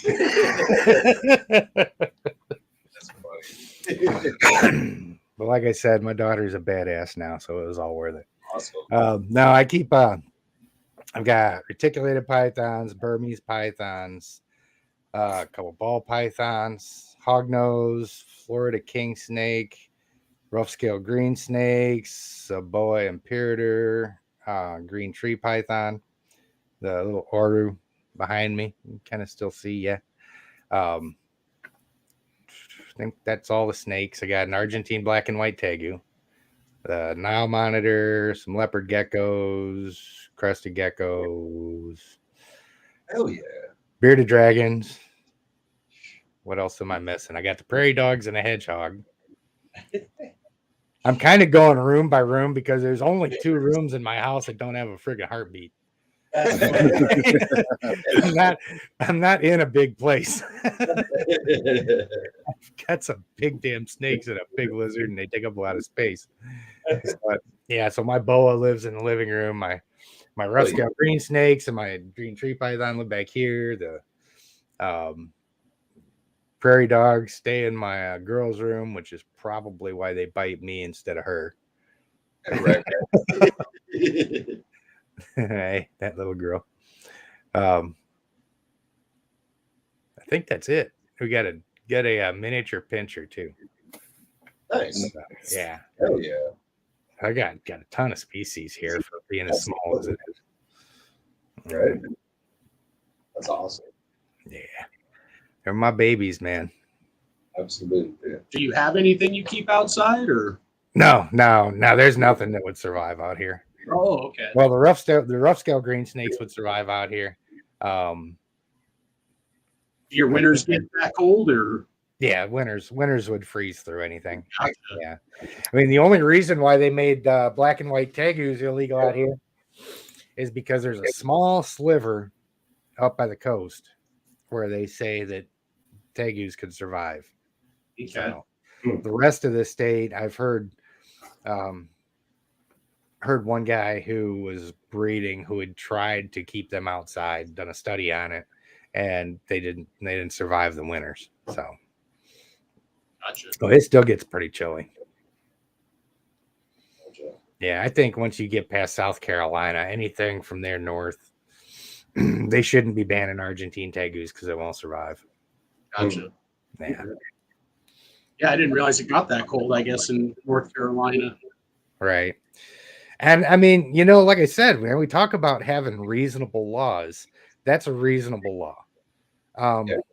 You know, I can't fault North Carolina one bit. They were very specific about it. They kept it to the Argentine black and white tegus. Blue tegus, red tegus are not on that list. They've been really decent about, you know, people trying to catch up and make their animals legal and trying to make sure that the animals find homes and things like that as they need to, last minute stuff. So, and I mean, we even had that cobra escape out of Raleigh that kid jacked up with, you know, you guys probably heard about that. Oh yeah, we're taking photos of it left and right. Yeah. I mean, they had an uproar about it for a little while. They might have passed some local city regs or something like that. But I mean, I don't even mind city regs. You know, if you live in a city and the city doesn't want you to have big snakes, I think that's reasonable. Move out to the county. You know, like with my collection right here, I wouldn't, you know, try and move into Charlotte and find out that their, you know, county ordinance is against it or something in the city, and then make a stink about it. I'm just not going to move into the city. I'll move out of the county. You know, Exactly. as long as I can have them and we're in the same general vicinity, man, I don't see where the problem is. So, Right. Yeah. you know, it's the same thing that Phil Goss talks about when he says, you know, we're not against regulation. We just want the shit to make sense, be reasonable about it, you know. Right. So, Absolutely. That sucks, Stan. what's that? He says there's a pet shop buying that has a 15-foot Oh. from in a small ass tank. Yeah. Yeah. I walked into this pet shop in this little burg out here where they had just a most adorable little baby Nile monitor, man. He must have came out of the egg like 2-3 weeks before they put him out there. It was so so difficult not to get him. Right, I'm sure. So difficult, but Especially knowing that it's probably not going to go to a good home. That's going to. yeah, I mean, you know, that's a sad part about it. Every time I see something like that in there, you know, it's just like you see a lot of people showing pictures of their 6-foot reticulated python and their 7-foot and their 8-foot. And then all of a sudden, all of those people showing those pictures, it turns into 1 or 2 people showing pictures of their 16 or 18 footers because they probably didn't live that long, you know, Right. or they probably did something kind of unscrupulous because they couldn't handle it anymore, something like that. So, you know, I think a lot of them probably don't live in a very long life, unfortunately. Unfortunately, I agree. Yeah. So what made you change your thinking? Like, as far as like you're just very open-minded and like you don't have that really badass type, you know, approach and everything. Like, what is there something that happened that made you, you know, like change that type of thinking? Or Dude, it was literally overnight, man. It was the weirdest thing because, you know, I mean, like I said, I went straight from high school, lived in a martial arts school. It was pretty vicious. We did a lot of really tough Thai training out there. So I was beating myself bloody yeah, a lot. And I lived there. So just trained like a madman and went from there. Did basic for the guard, did that for a few years, was working at a maximum security prison at 19 years old. Yeah. And it was kind of like the Punch Palace, Indiana. It was a state prison. It was pretty rough. But I mean, just done that stuff my whole life. And then, you know, did 3 years in the guard, and I was out, decided to go active duty. And it was this natural progression of, you know, I came from an idiot kid on the streets. And as soon as I hit the martial arts school, I just found something to focus my energy on. Oh, yeah. Life was all about being a badass at that point. You train harder than everybody else. You go in, you just that's all it was fighting. And then it's like, okay, what's next? Would be a Green Beret. Yeah, that's the next one. Now that's what's going to make all of this training coalesce into the real world, and it's going to be something tangible where everybody can say, man, look at you, you're a badass. And when you get, I mean, I was literally one of those guys around post, clean cut, 160 pounds. I would go into biker bars wearing these nice sweaters and shit, looking like somebody's girlfriend. and just wait for somebody to talk shit. And then I'd blast them and I'd go home. And I had a clear conscience because I didn't start anything. Right. Not me, I put them down. And that's the kind of shit that I would do for a long time.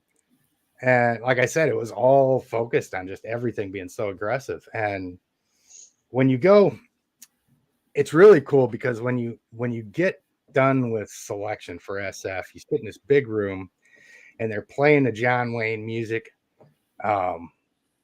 And you don't know whether you made it, whether you didn't make it. And by the time everybody finally finds out, that's the moment where they just start blowing your ego up through the roof. You guys made it. You made it this far. You're accepted. Now all the real work starts. But you're in the top 0.00003% of the population of the freaking world that could do this. So they just start blowing you up. And I kind of got to the point throughout the school where I was like, my ego's cool now. Okay. Yeah. It's like, I'm here and I'm looking around and I'm like, is this really what I want to devote the rest of my life to just so I can say I'm a badass?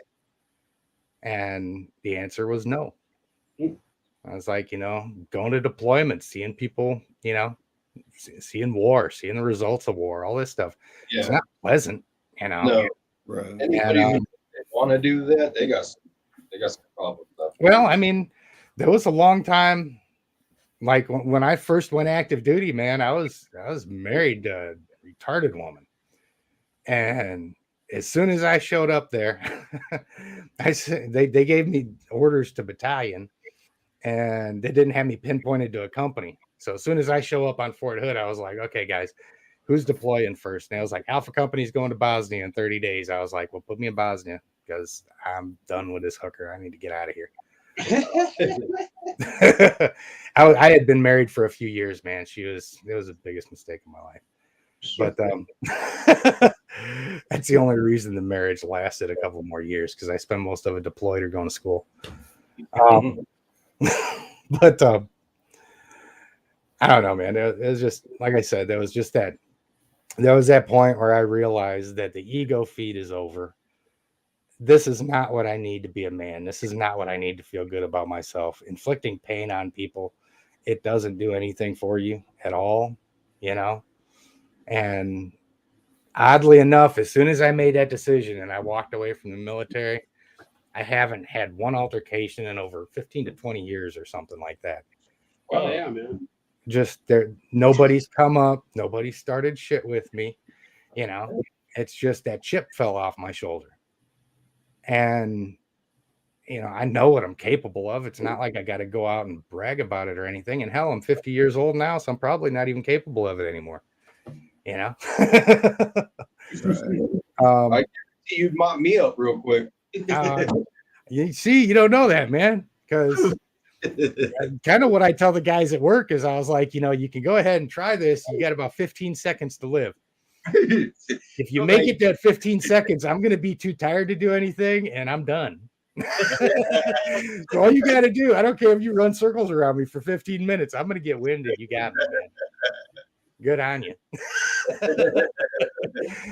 You can run faster than me because I got a limp anyway. So, but no, man, that's it was a combination of that, and then starting to see more on the streets out here of what people do to each other. Yeah, it's grisly, man. There's some Freddy Krueger shit to be seen out there, literally, and some of the things that people do to each other, for nothing, for the dumbest reasons, man. It's just.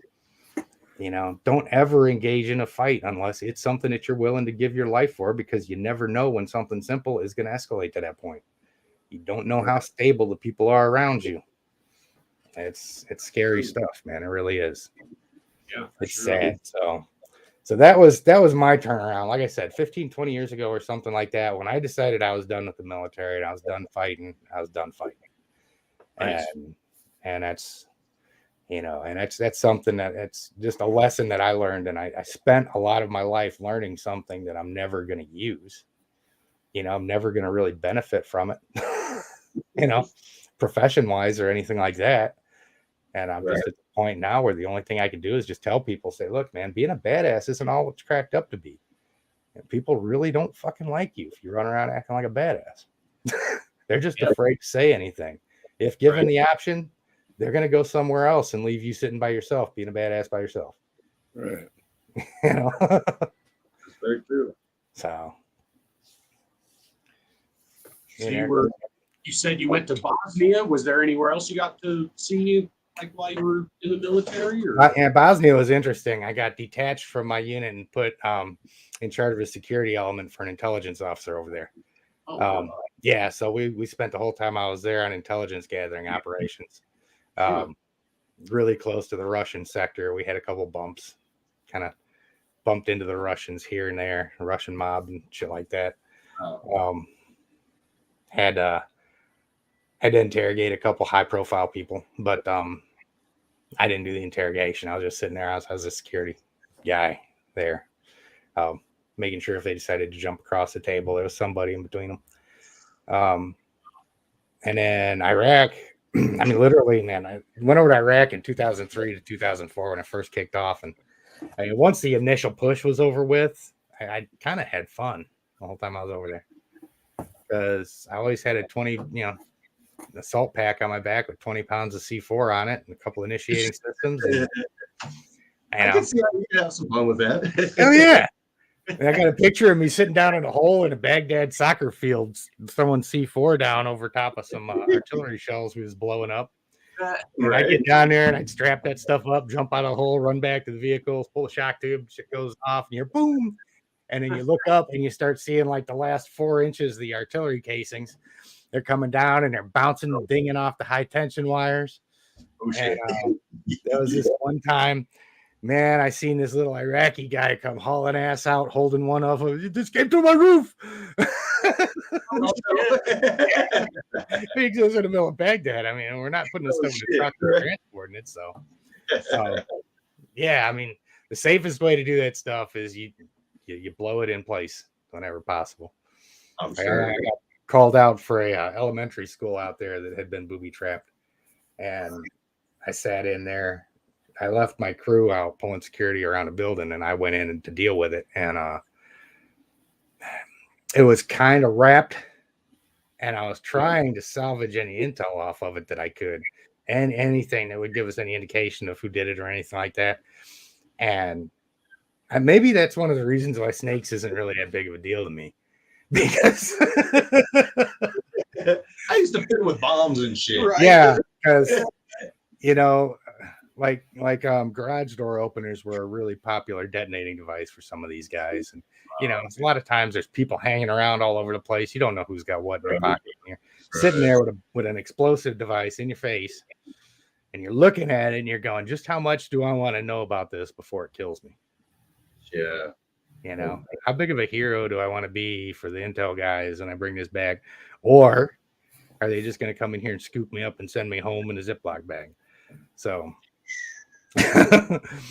yeah, so doing stuff like that, I ended up blowing that one in place. Yeah, I think that's logical. Yeah, but we do some dumb shit over there. I remember being one of my guys got called out to a RPG round that needed to be disposed of, that had stopped like a couple feet from somebody's house, and we don't want to blow it up right next to the house and damage it if we can avoid it.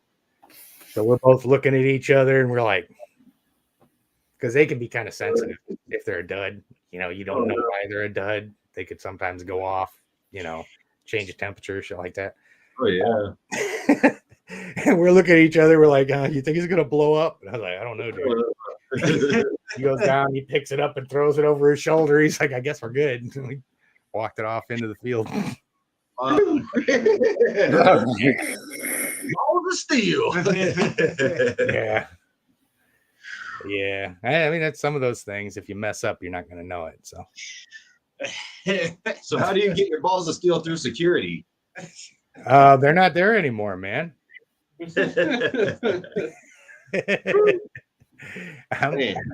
I'm an old guy now.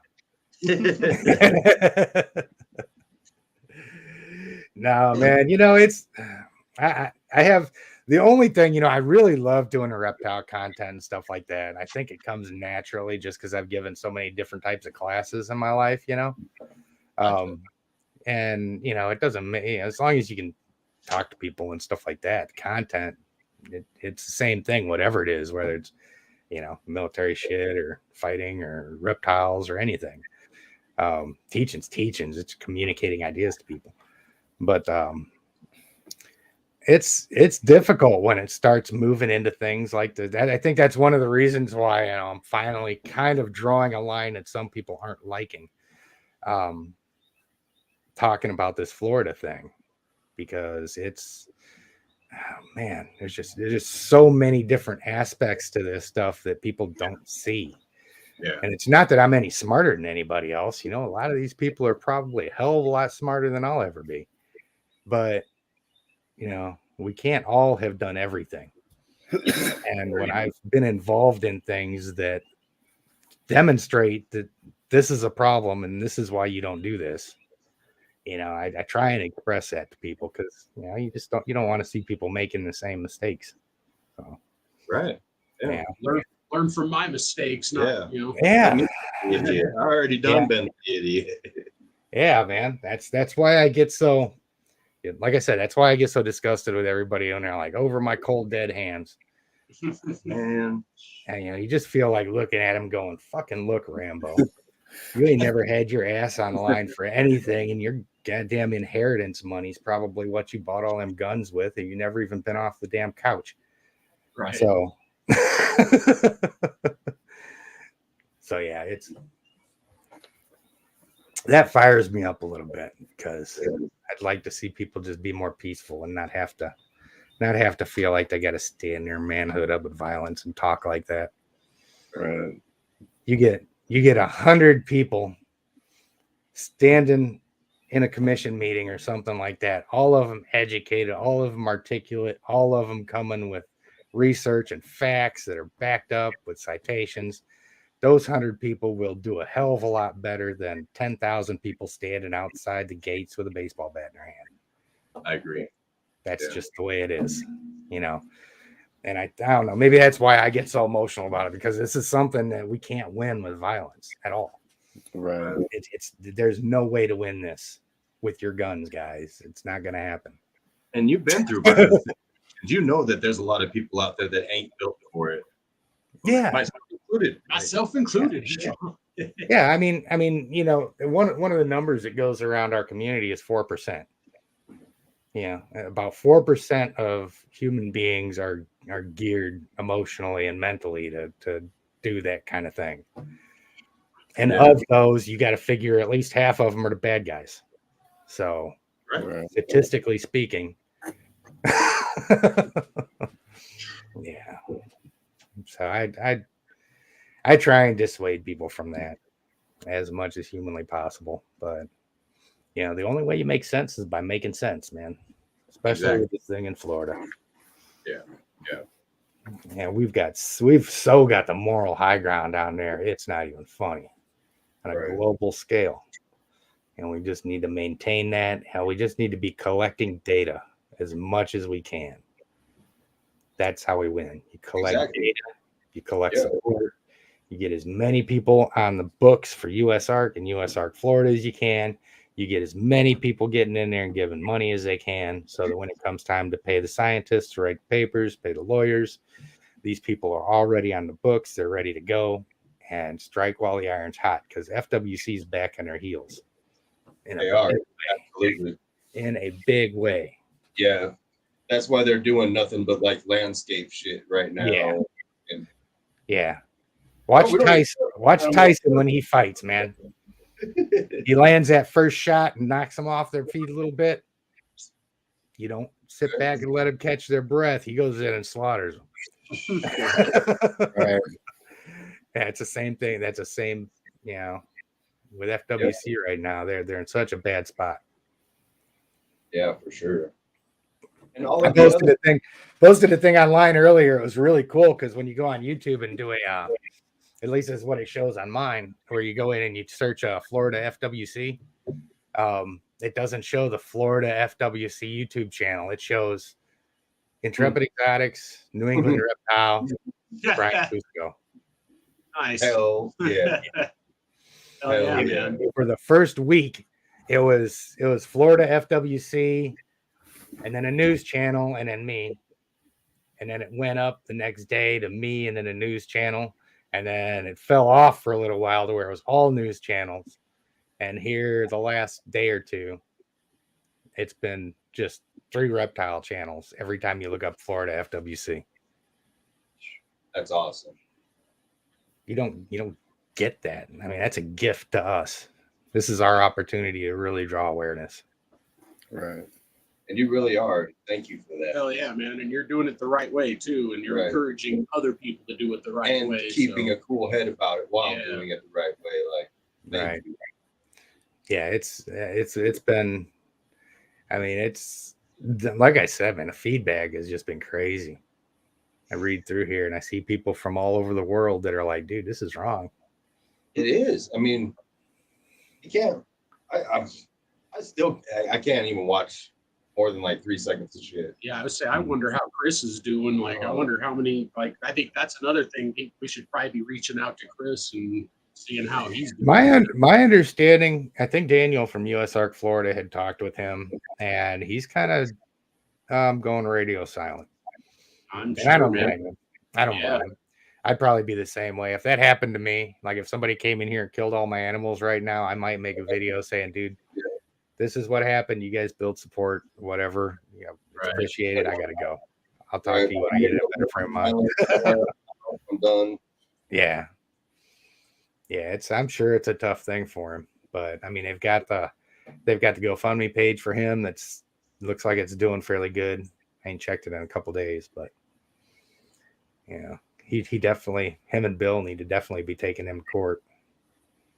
Oh, yeah. If for nothing else, they are clearly entitled to the value of that animal that was killed, the potential value of that animal. So each one, if you look at the genetics on those babies, and each one of them was worth $6,000-$7,000, it's 32 times $6,000-$7,000 plus the cost of the mother, plus whatever punitive they're going to throw on top of that, plus personal trauma or whatever.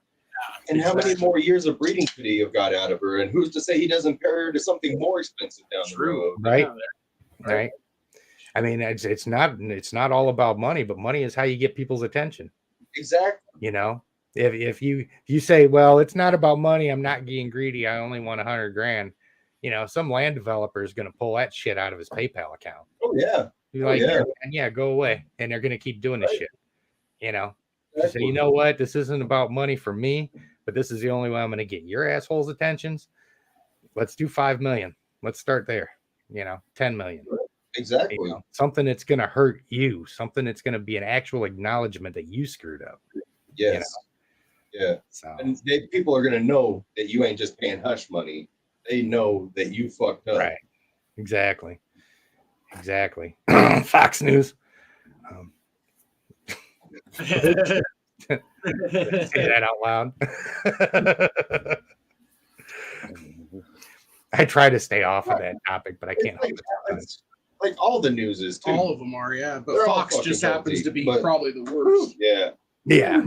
Well, I mean, there are objective differences. There are some that are worse than others.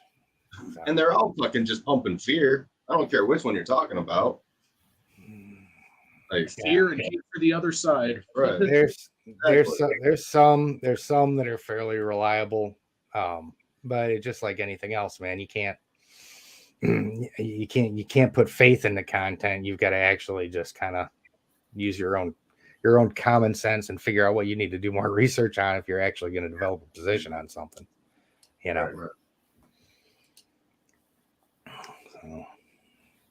Right. But yeah, I heard a couple butts picking on poor old Tucker. And I'm not the least bit sorry. Tucker's a lying little piece of shit. And I really hope, hey, Tucker Carlson, if this just happens to get on your phone somehow, you're a lying piece of shit. You take a little dignity you've got left and just leave. You've made enough money. Get the hell out of our lives. You got shit to do.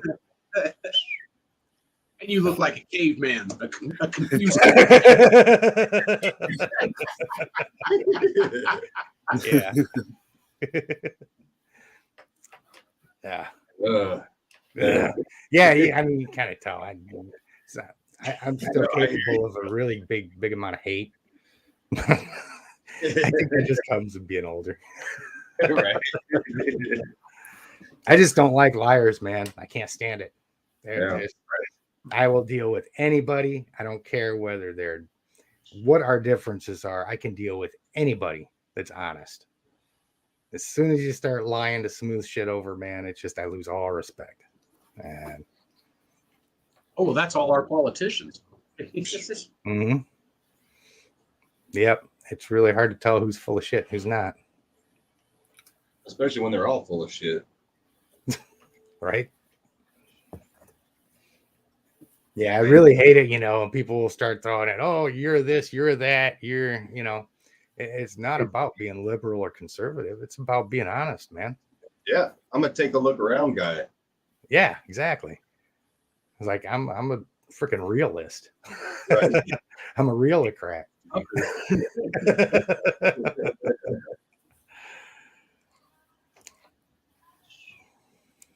Let's see, what race should we do?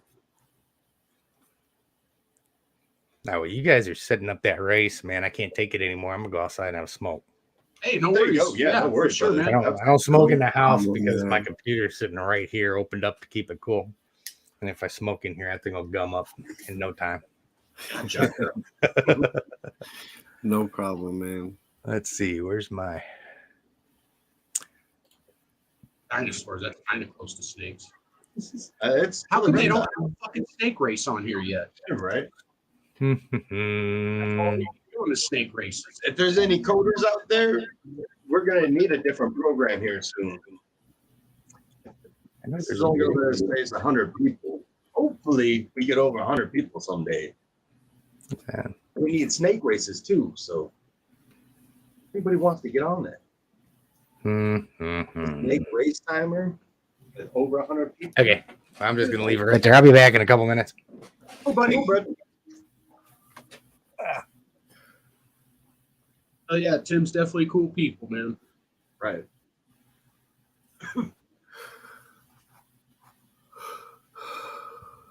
And I'm glad he's making the videos because I don't think I'd be able to keep my head as cool as he can. Right.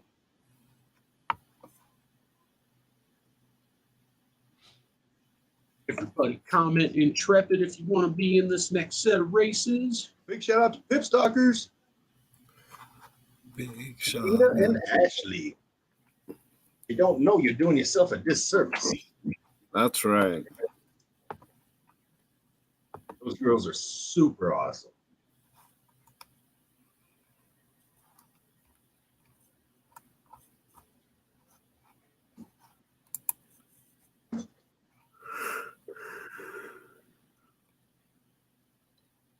YT Vent says horses. Oh, I already got dinosaurs. We'll do horses next, YT. Yeah. Is Logan saying camel? He did say. Yeah, PCF.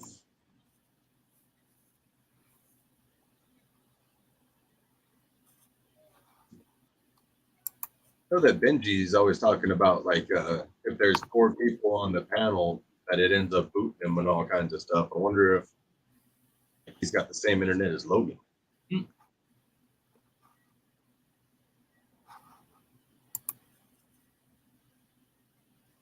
Wouldn't surprise me.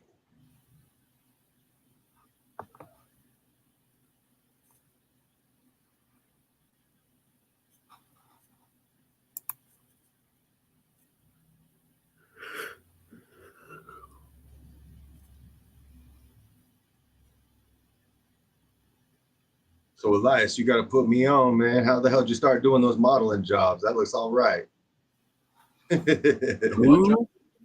Elias, he does the modeling jobs. Like he just brings snakes, and like got these sexy ass models wearing these dope ass snakes. I'm like, that looks like something to do. Got to put me on, man.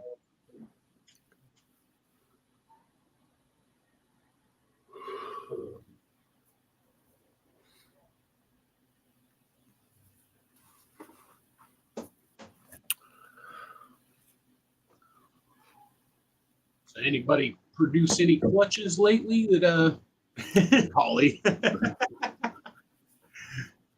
Anybody produce any clutches, interesting clutches lately? Right. I'm praying to have mine in like the next 10 days. We just had our champagne ovulate. Yeah. Nice. Getting some, Nice. so we should for sure have some blackhead champagne het clown combos Right. with cinnamon and phantom as well. Hoping for some bongo clowns. Ooh. Hell yeah. Paige was telling me about a breeding this morning that's got me hyped. Oh yeah, we got the banana Huffman hypo clown locked up to the butter sapphire this morning. What? Woo! Huffman, Sapphire, Hypo. Is there clown in there too, you say? Yeah, clown. So there'll be butter, sapphire, Huffman, banana, hat hypo clown, double hat hypo clown. Yes, fucking please. That's awesome, man. Definitely keep following that one. Who the fuck else is making shit like Right. scientist? Well, I was gonna say Huffman and Sapphire are both so rare. Underworked and to have both of those and putting them together, that's crazy. And then with clown and hypo too, holy cow! you're about to find out a lot of stuff.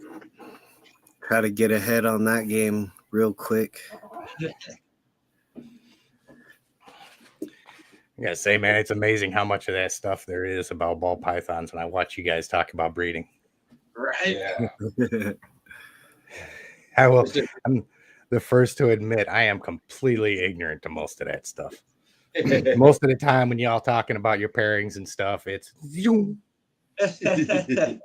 just like peanut, man.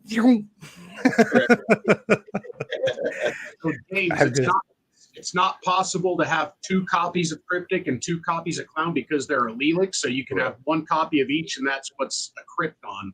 Correct. Or you can have two copies of Cryptic, which is a visual Cryptic, or two copies of Clown. Exactly. Kind of like Candino with Candy and Albino. It's the same type of thing there. Exactly. Or like freeway combos. Right. Like anything that's like allelic, basically, it's kind of the same deal. But this just happens to be a recessive allelic, so you can never have two copies of each. Will says he loves Sapphire. Oh yeah, Sapphire's Sapphire's super cool, man. It's gonna blow up to watch. Especially after Gabe drops that I just work here. They're all his ideas. I just work here.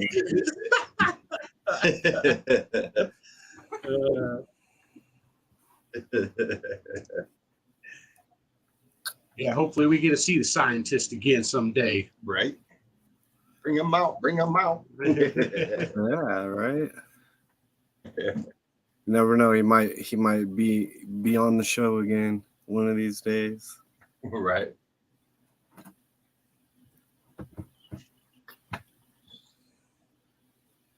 I think I got everyone in this race now.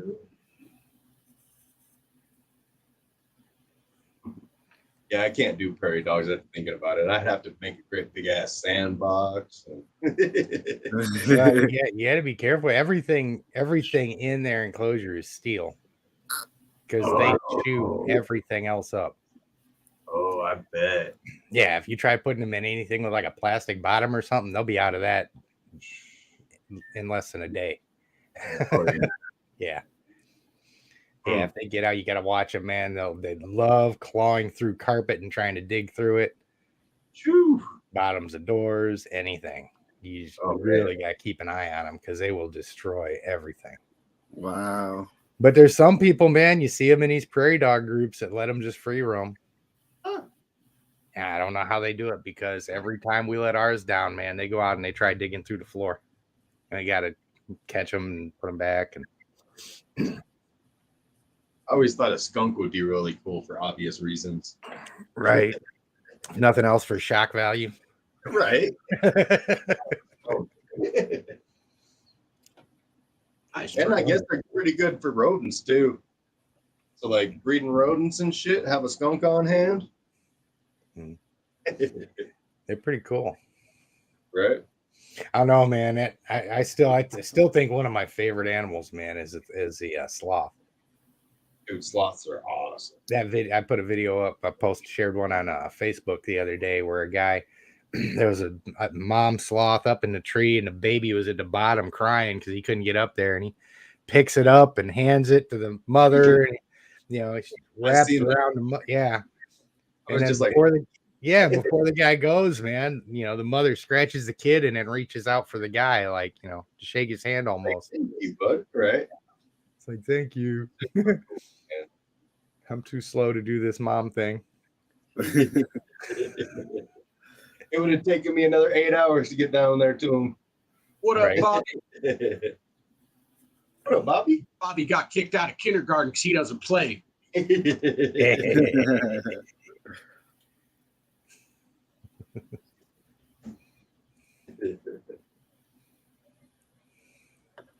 least that's what he said. That's what I heard. It's kind of funny sitting here watching chat because I'll look over and I'll see something pop up with Intrepid, and I'm like, what? It's like, oh, yeah.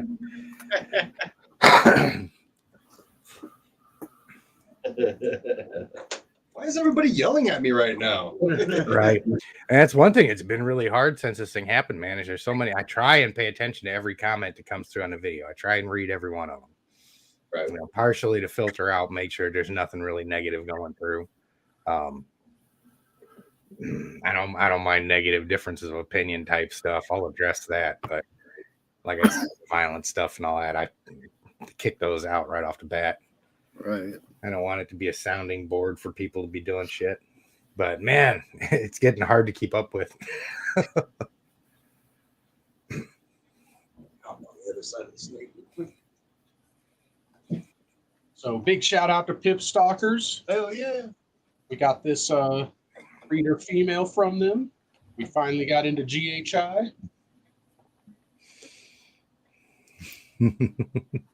I know all these snakes we got, and we finally got into GHI. That's nice. Yep, just single gene GHI on this one. Yeah, and then we got a pastel GHI girl from them too, but she's extremely spicy. She's so chill. Right? Yeah. Posing for the camera. Like a pro. Right? Like, you done taking them photos yet? Be putting our blackhead cinnamon clown boy to her. All right. She's going to start asking you for royalties for her headshots.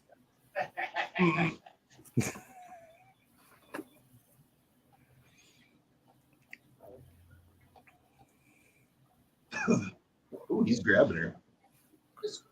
Beautiful. Beautiful. She is holding on to her fucking color so good. Yeah, she's just supposed to be pastel GHI, but she is. I just noticed something. Oh, right. The ring light's not on. Right? Yeah, she's got some real nice color. She's just freaking beautiful. Big shout out to Pip Stalkers. Absolutely. We were kind of thinking, since how this one has pastel, it might be better for the Hypopide project. At least this first year, and then switch them up next year. Right? Maybe even the DG project eventually, or Hypo DG. Right. Not many people working GHI into that. Oh, everything's getting combined eventually. So. Right? She got really cool looking eyes, too. She'll show them. Like orange on the top. She's a pretty girl. Oh, show. And she's posing pretty good, too. She's like, see, I'm not feisty. Right? I didn't have any problem taking her out.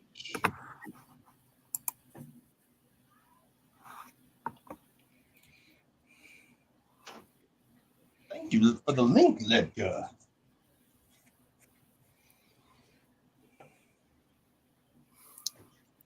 Size for not eating for.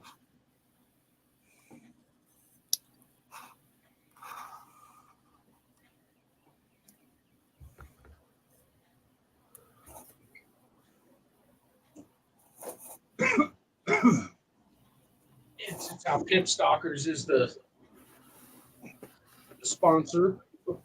Yeah. We got to show off their favorite, Blinky. The infamous Blinky. Blinky the Clown.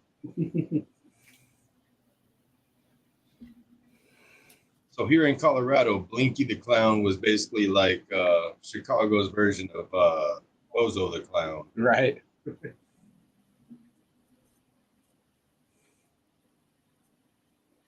Blackhead Phantom Cinnamon Clown. He just went. He just hit the 1,000-gram mark. Yeah. Started breeding him when he was about 550, and he went off was food more like once. 450, wasn't He might have been right at 5. I don't think it was under 5 though. But he only went off food once for a couple weeks, and he's been great about eating and locking every time, and he's been a good boy. Yeah, he started locking and then got off food. We took him off the girls, and he's like, "Oh shit, I better start eating again." Right. That's worked for a few of them that have done that. Right? My guy, you don't eat, you don't get to play.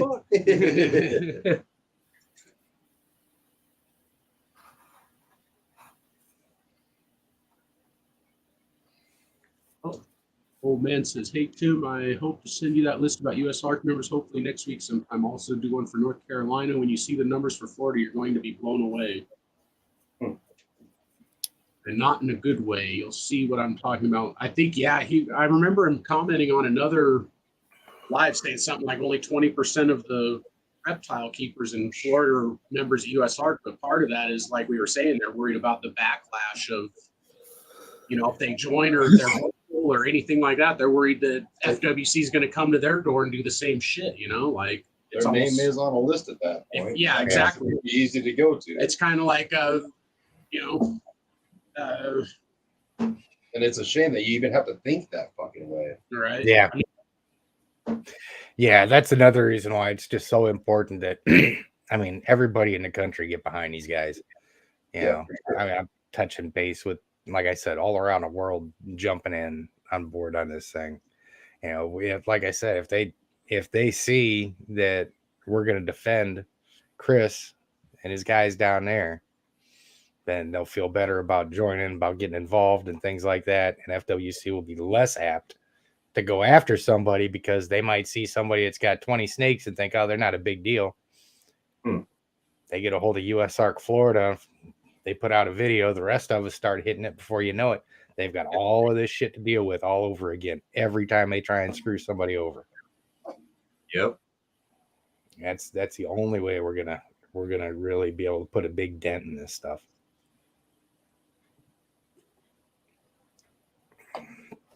And if you're in the right, always remember to keep those fucking cameras rolling, man. Yep. Mm-hmm. Yeah, so I always tell everybody, man, don't do anything that you wouldn't want on the 5 o'clock news because you never know when the shit will show up there. Very true. Right. I try and stay pretty transparent with my life as a general rule. Right.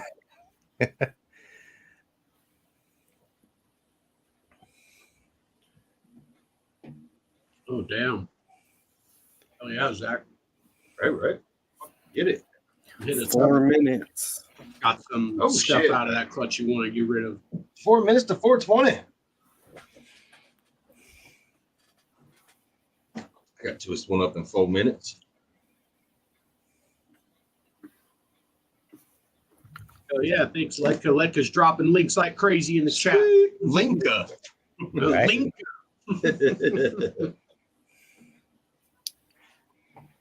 And I got 21 people entered in this race. So if you haven't commented Intrepid or haven't commented, period, just comment so I can get you in. You want to share all the people that are on that list? Let us know if there's any doubles, people. You guys are pretty good at it. Better than I am. I'll give you that for sure.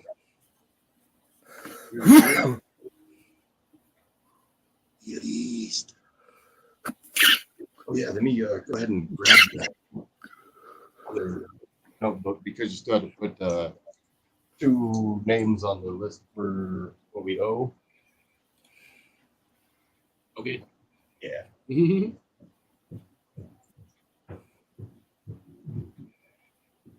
All right. If you didn't see your name, go ahead and comment.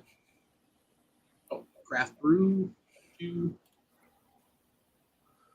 Ball Labs. Oh no, Ball Labs is on there. Yeah. I've been writing it as one word to see if. Actually, let's split it up this time, and if he wins, I'm going back to writing it as one word.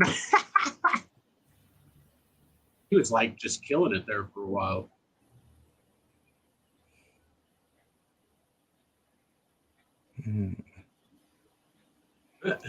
James says, Logan, don't forget to drop your own link.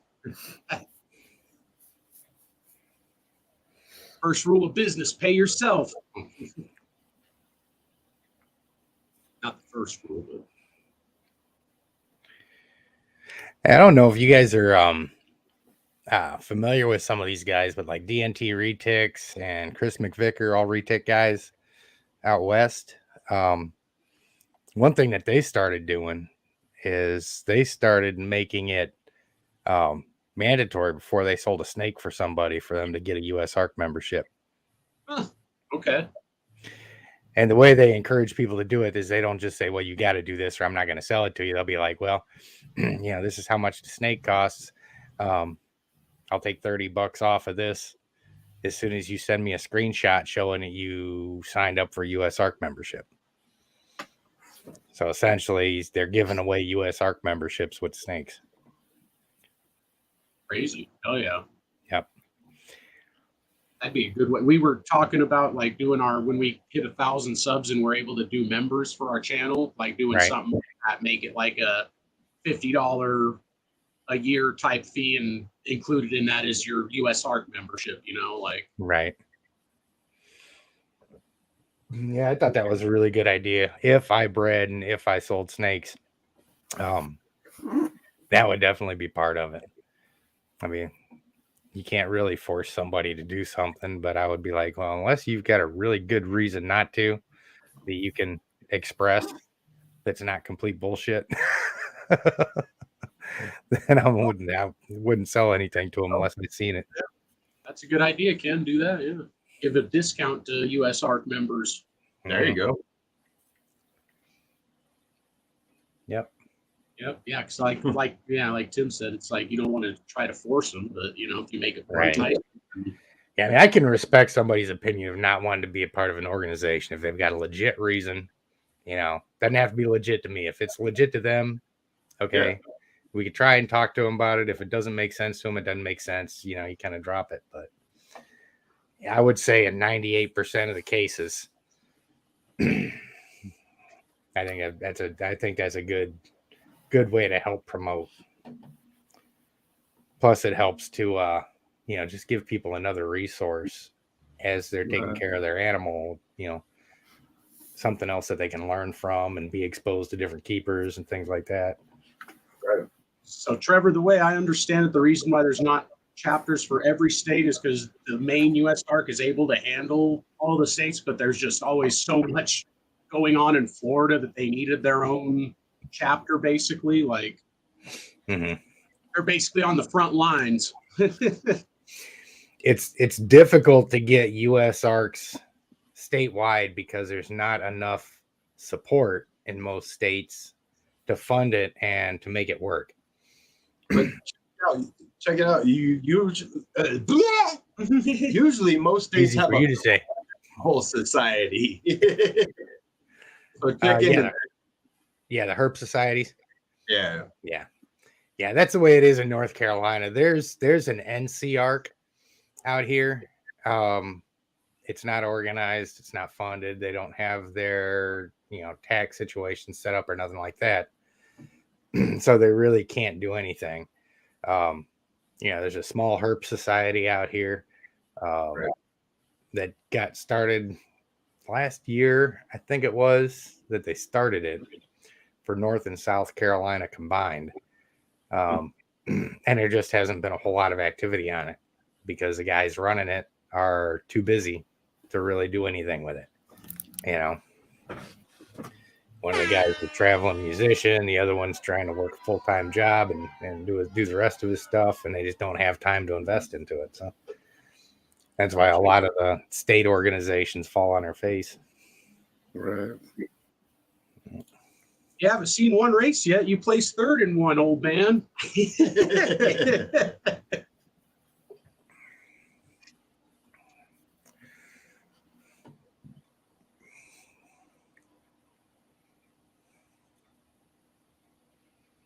Oh, keep going, little dinosaur. Keep that slow and steady.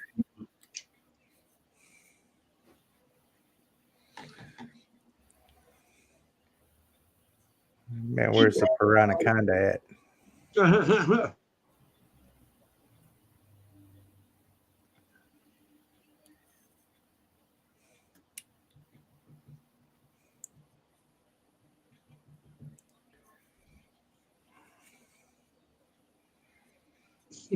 He's red and blue. Oh, yeah, there's the link for Pip Stalkers. Everybody, please make sure you're following them on Instagram. Hell yeah. Big shout out to Pip. Oh, Ledka, first place. Ledka, first place. Yeah. Oh, yeah, and I know we missed the first 3 races, so we'll go ahead and run 6 during this one, I think. There you go. And maybe the next one should be mirrors. No, I'm just kidding. Right, shot that down real quick. Like the next 2 or something. There you go.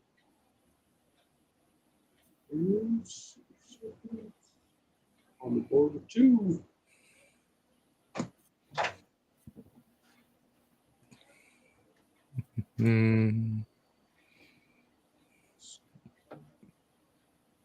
Come on, dinosaur. Good luck, everybody.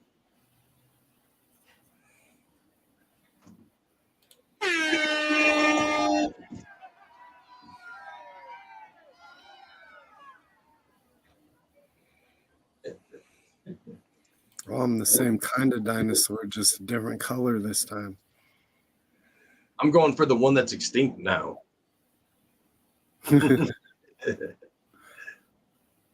We should be able to trip people from here and stuff like that. Throw shit out. Everybody pushing fucking Y and L. Right? That would be awesome, man. Throw bananas out on the field and shit. Right.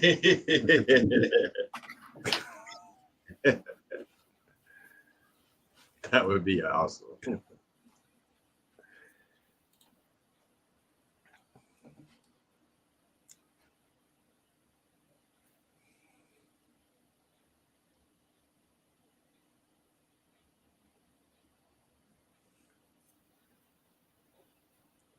Gonna be? Who's it gonna be?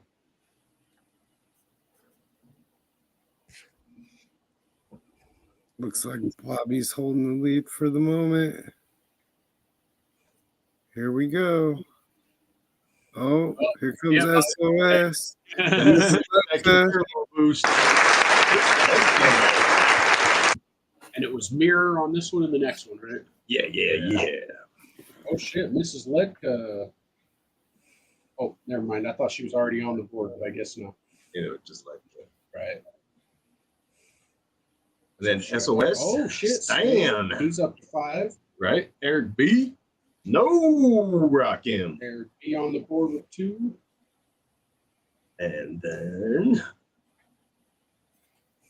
for the mirror points, we had Tim in last, so you Hell get yeah. 5 for that. Ooh, Tim's in second. ooh, second place. PCF adds 3, so there you got 6. Sweet. And then Tiff. Oh I shit. think she's gonna walk away with it I was this gonna say week. she's up to 12 now. Increased Right. her lead. Y'all better start tying her shoestrings together or something. Don't you dare. No new names, right? You lucky, everybody? Shit, I haven't even looked to see if there's any new ones. Yeah, oh, right. I think there might be one. No, I think it was a while ago. Michael Wolf might need to be. Oh, okay.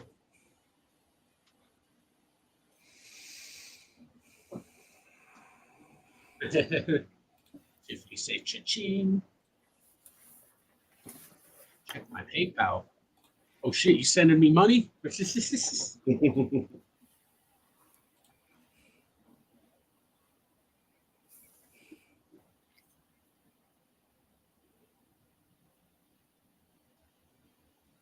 Nothing in my PayPal. Oh, looks like James is trying to get the link. Oh, okay.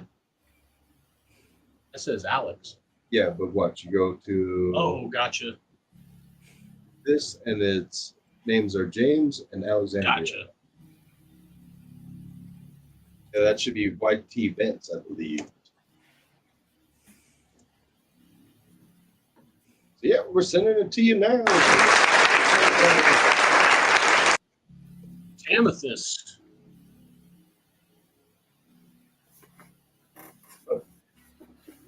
And Holly needs an invite. Okay.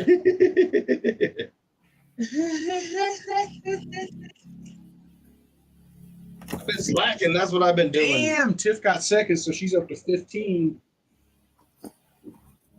See a serpent's up to 7. Let's check the mirror. Mrs. Ledka, you got 5. Mrs. Ledka's trying to make a run. Damn, hell yeah. Up to 10. Eric B, you're up to 5. And Old Man Pies, you're up to 4. Awesome. What's up, guys? How's it going? Hey, Kent. I'm on my phone because I'm cooking. No worries. How you We'll doing? let you know if we see smoke. Right? I smoke meat. Whatever. It's really weird being actually on my phone. So normally I'm on my laptop. But Hey, you're coming in good. Right. yeah, I mean you see the freaking kitchen light. Bro, I didn't get any money, man. Why are you sending me money? Yeah, go support Fred's Patreon, right? Yeah, exactly. Okay, so we got 3 races left. Don't show snakes or talk or whatever the fuck. Right. I just went ahead and sent it to text on Cool. James. Come on, I ain't gonna win. Man, I already sent it to him. You know you want to send me them Kiki Clown heads, right? Who's that, Zach? Who's making Kiki clown heads? Oh, there. I'm out front. My dinosaur's winning. You guys are, I hope. So I can get some cheap.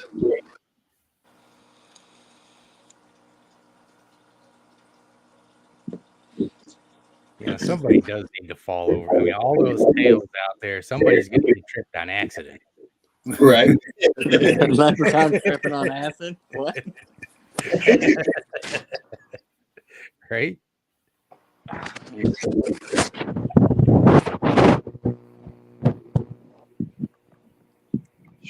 If we could get her on the show one day, that'd be killer.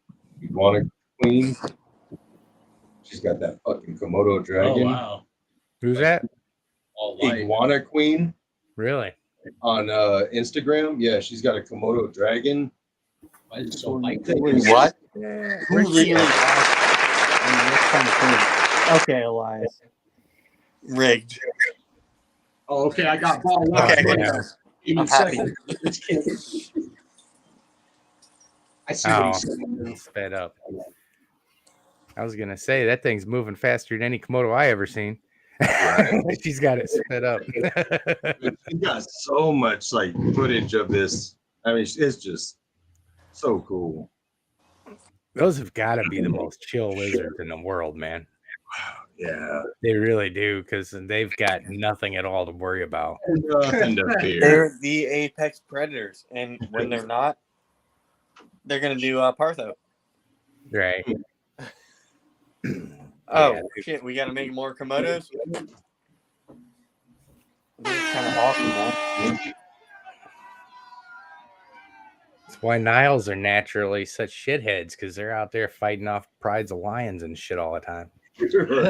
I mean, then we got Tim with the Nile that is like nice, as like had his beard, whatnot. I mean, Tim's got some animals that are like people hate or want to hate, but they are very nice, and I appreciate Tim for sharing those with us. Yeah, absolutely. Yeah, they're all gonna treat you just as good as you treat them ultimately.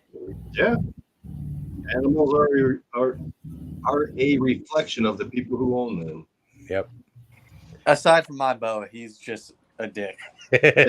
I'm gonna name him Scott because he's a dick. My There's female no way. hognose is like that, dude. He sucks. My female hognose literally, she's got the worst attitude with me lately. Right. Yeah, Ledka. hell yeah, Ooh, she's tied for first with Tiff now. nice. 15 each. I don't know. You deal with certain animals and you get a respect for them. And I appreciate all of that. Oh shit! I actually placed this. I'm in time. I the didn't see it. house. Yeah, look at Ball Labs like starting to place now that I spaced their words apart. Right. Oh, look, there's a bomb in the chat. Oh shit! What up, Bomb? Bomb in the building. Kaboom. Always good to see you. What up, KG? You feel like coming on? Yeah, if you want to be on the panel, man, we'll send you a link. I feel like so Oh, awkward. yeah. Together in my phone. This will be the last race for this set. We'll go ahead and do mirror points for this last race. I need to get Bomb in there though. What am I doing? Right. Yo, how many people could go on this? How many people could be on this thing? Like 10. Oh god damn, that's a lot. Yeah. Shit. Yo, how do I flip my camera around on the phone? I'm putting Bomb as LeBron. I know he's Settings. He's the LeBron of these snakes, man. You know what? Oh damn. There Huh. we go. What are you cooking? Baked beans, and I got the pork ribs in the smoker. Oh yeah, you was talking about ribs. Hey, Bomb was asking how long you guys gonna be on. About another hour, probably. Unless you want to Maybe- come on and then you maybe fucking longer, call it, shit. man. No, maybe another hour and a half. Shit. Right? We don't want to cut into. I think Warfel starts at 6, so Oh, we usually right, try to right. be Yeah, done. He's at 8 Eastern. Yeah. So yeah, we usually try to cut it by like then. So Yeah. all right, good luck. This is a mirror race, last race for this set. Then we'll do 3 more at the next 420. There we go.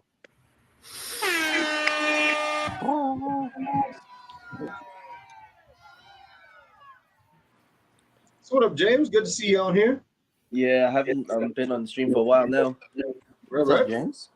Yeah, I woke up early today. Nice.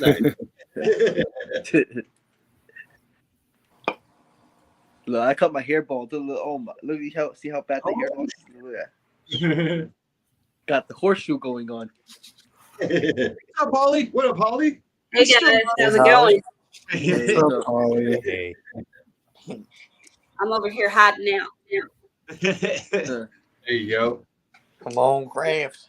Let's go.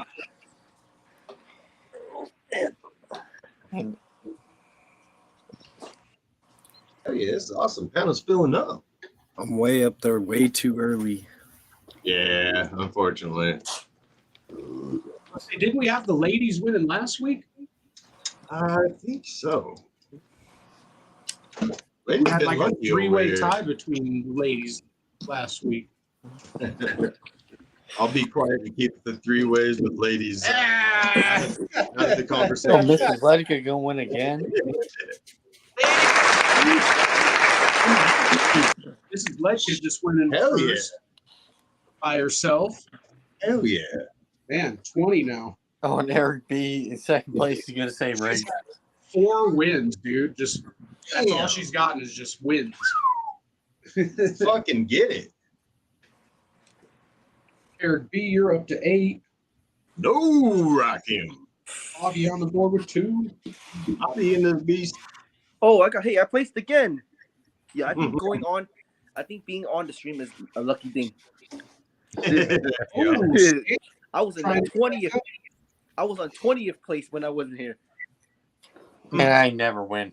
And then I win. Mhm. And then I don't win. Whatever. So, Tim, where are you at in North Carolina? I'm about 30 minutes outside of Greensboro. Greensboro. Yeah, so I'm just about in the center of the state. Nice. We were there earlier today. Oh, really? Yeah. Oh, Virginia or something? What's that? Are you guys from Virginia or Sit down. No, South I'm Carolina? from Texas. I'm here visiting my daughter. Oh, okay. okay. Okay, and now I totally see how y'all guys on your phones don't, switch it up to. It feels weird as hell. Yeah, you have I to can't. go into the Make 3 sure- dots and I don't know. Make sure, Ken, that your that your flip screen is on. Like if you have it locked to where it won't turn, it won't. Okay. So like on my Or iPhone, I can do this. Whatever. There you go. Hey. Hey, what's Now up? James is the odd man out. I'm just kidding. Wait, what? Like, What do you do? Look, everybody got hair except me. Holy smokes! The fuck, man. Holy, Hey, I ain't got no hair, bro. yo, I went Look, bro. I went to the military with a full head of hair, and I got no hair when I came out. Hey man, I can shave some of this off and send it to you. Yeah. All I need is this spot right here. I don't need much. Hey, I'm with you there, man. I'm with you there. I So, Tim, started. are you going to the show next weekend? Your shit twisted. I'm losing that spot. That's for sure. I started going bald in the 20s. So it's gonna go away soon. I'm gonna have a okay, baby. Holly, how do Yeah. I switch it from my camera to the front facing? I have no idea. Settings. I don't have an iPhone. Settings. Tim, are you going to the show next weekend? No, I'm not gonna be. Have you been to that one before? Which one? Which one's that? It's I'm at Raleigh right now, Air Force Base. Is it a show me show or? Well, yeah, it's 30 minutes away. Let me look it up on my phone. I took some screenshots, and I don't know if it's going to be worth even going to it or not. Right. I'll go out there. About the only time I ever really go to shows out here, since I don't really buy anything because I've got a kind of a static collection. Right now. If I'm helping somebody else set up or something like that. It's Mid-Atlantic Reptile Expo. No, I won't be going out to that one. Not worth it. No, I'm not a really big show person. So, yeah. Especially the local stuff. And plus, I got a day job, and then my weekends are like the only time I've got to work on filming and working with the animals, really. Right. So, and doing the yard work and house work and Right. all that other stuff. So Right. maybe one of these days, if I can get enough income streams coming off of social media, then I can quit the job thing and start Ignore the place and start doing animals all the time, which will be cool. Oh damn, numbers look good. Shit. Yeah. I'm ready to be pulled out. Thanks. Right? Go back. Let's see again. Hey, let's see again. Yeah. Oh yeah. Good. Is that Hansel or Gretel? Good. Is that Hansel or Gretel? I'm doing this on a live and reaching to a hot freaking grill. Is that a electric smoker? Yep. Nice. Yeah, that's what I got too. Damn near the same thing. All right, there we go. Hell yeah. Nah, I'm about to go eat this. Well, no, you got to let it cool for like half hour, man. You got to let ribs cool. I gotta let it rest. Yeah. So that fat in. Hey, if y'all don't want to, you can remember that I just grabbed that out of the fucking smoker with my bare hands. Well, I gotta figure out how to get back onto the other screen. Welcome to my apartment. It too high. That means you were smoking it at the right temp. Right, right. Hey, it didn't fall apart, so.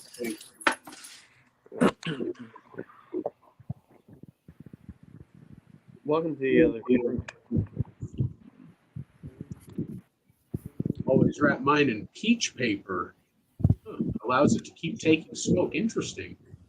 Good tip, Bobby. I've never heard of peach paper. We're back. Neither. Yes, that peach color. Dude, this is so awful on a phone.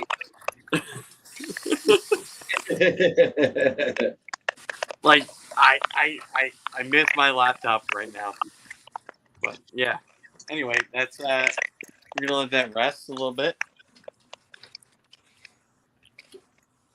And you can watch my video while I pull it off the phone. What are your sides going with it? I got baked beans. Nice. Apparently, Holly's laptop died. She's not being rude for that.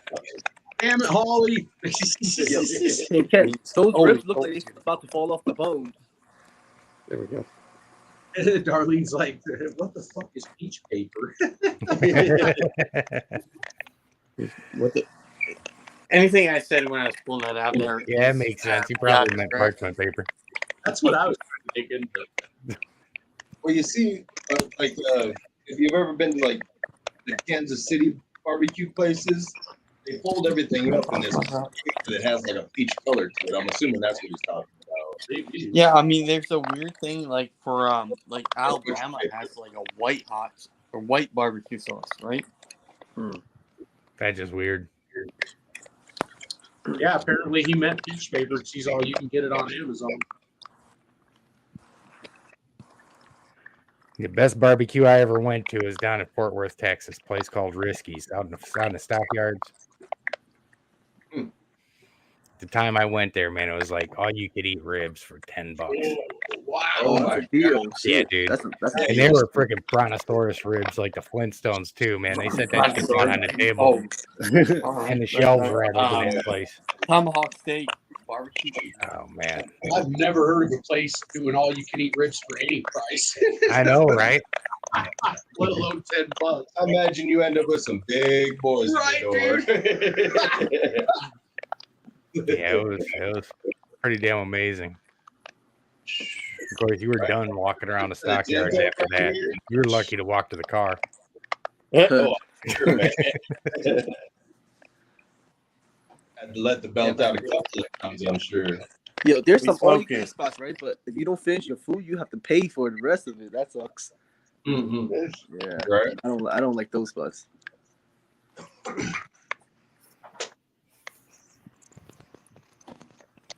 Yeah, like I said, it was the stuff we were talking about, AJ. That's what I thought. Wait, can I see the chat? No, I can go into the chat. Okay. You say Hutchins Barbecue in McKinney, Texas. Yeah, if y'all don't know about that peach paper, y'all really know about barbecue? Mm-hmm. So, for me, next year, when I'm not going to Tinley in March, it's going to be in Kansas City. Oh, yeah. And you already know I'm hooking up with the barbecue guy. Which one? Already. Who? Hey, I used to live in Denton, Texas. Walk in this old house, should have been condemned. Old man sitting in recliner, best barbecue I have in my life. Oh, I bet. Yeah, man, the roadside barbecue, man.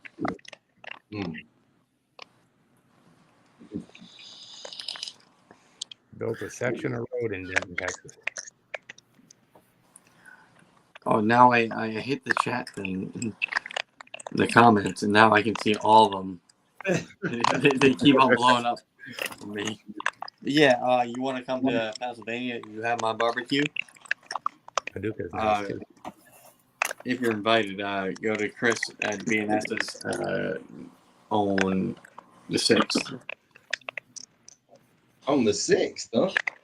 We're having a shindig then. Yeah, you're gonna get the my brisket, so it's gonna be good. Hell yeah. Tammy said she can't have barbecue sauce or cheese barbecue. Oh, well, now if we're talking about barbecue, there are various ways to do it. Sauce free, right? The rub speaks for itself, like Texas or Kansas City, where you have the sauce, or a couple other places, locales. You want that sauce? It's just wrong. It's just wrong.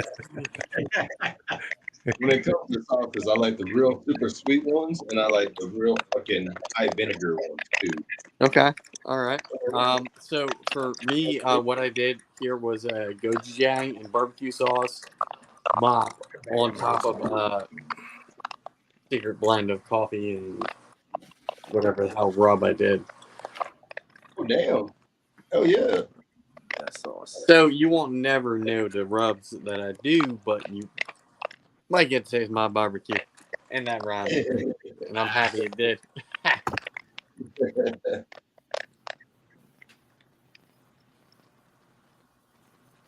Brown sugar barbecue. Throw that brown sugar on top of the ribs. With that caramelized. Right there. Yeah, man. Might have to just add some brown sugar to the fucking. I mean, I'm like bubble gum with shrimp, man.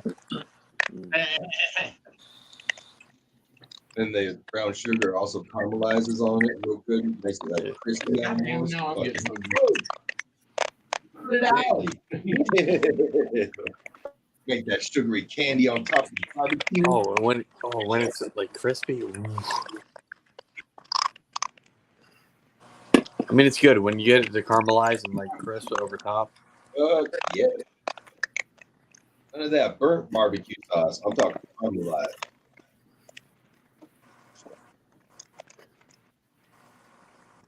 All right, who found out more about barbecuing this week than me? You can barbecue, but you don't need it. Hey, it's better than last week, right? Shit. We did learn about nonprofits.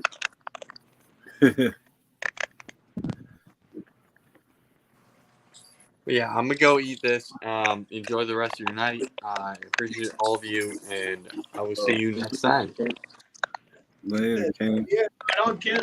Have a good meal, you lucky bastard. Yo, Gage, you look like you have a fire collection back there, man. Shit. Shit. It's a bunch of lesser and a bunch of pastel clown combos. And Huffman and Sapphire. I see some of your face now, man. Hey, Just gonna concentrate on the bad. Right. Well, it's so much. It's It's so much. Might be related to Eeyore. Whoa. Oh, he's Oh me, oh my, oh my. Oh my. Tough stuff looks like rain. Nah, I got an alright collection, man. But it's a lot of Bell Complex and a lot of pastel. So remind me again. Because you changed your seat recently, you know, and then like now I can see. Currently, 1, 2, 3, 4, 5, 6, 7, 8, It's 9, definitely 10, 12. 12 female breeder clowns. Oh, that's what? Come on, man. They're not all breeder size yet, but they're all very, very close. Oh, they're gonna get there. They're gonna get this shit. You're gonna make an army, man. Trying. But a bunch of lessers. Bunch of lesser pastel. Don't let this man fool you. Nah, hell no, man. Look, just by his, you know the labels he got. I got that banana Mojave. Nice things, man. I can tell I you got got nice that things. You know what? banana Mojave hat. Nah, they all label like that. That means they all the separate genes, man. Right. Yeah. Pull out I something, guess man. I guess Pull I out can go something. set up the camera and bring animals out again. Hey, if you want, man. Bobby wants to know if you got any eggs yet this year. No, like hopefully in the next 10 days. Ooh, hell yeah. Well, actually, you already cut a clutch. Y'all know Eeyore was high. Oh damn, you got a whole aisle, man. Shit, you got a walk in. He said I gotta walk in. Wasn't that very first clutch this year? When you just It was Look at this. it was Oh, there you go. Look at that. I had to go get my boy. wow. Shit, He just gave me a really good shed a little while ago. So that's a big retake. Shit, that's here. that's a boa. Yeah. I I think thought he was the retake is so big. No, man, this is maybe not. the smallest of my big snakes. Oh god damn. That's indoor otter? If I brought one of my retics up here, they would knock down the computer and everything on the desk, and Right. Everything's getting destroyed. oh yeah, I could have their head up here by the camera, and their tail would be pulling the enclosures down behind me. Yo, I didn't realize BCI's got that big. Wow. Yeah. How often do you have to feed him, Tim? I've still got him on rats. Every now and then I'll give him smaller rabbits. Okay. But he tends to eat every 2 weeks or so. Okay. That's not too bad. He'll refuse sometimes too. So sometimes he'll go a month and a half or something before, he actually takes one. So. Oh, okay. Yeah, it looks like you got that good box shape on his body too. Like that's a good snake, man. Name should work for the Florida wild. Would you even be what's that? Oh, something like Ken commented? Why? Why? He's a hole. Florida's far, man.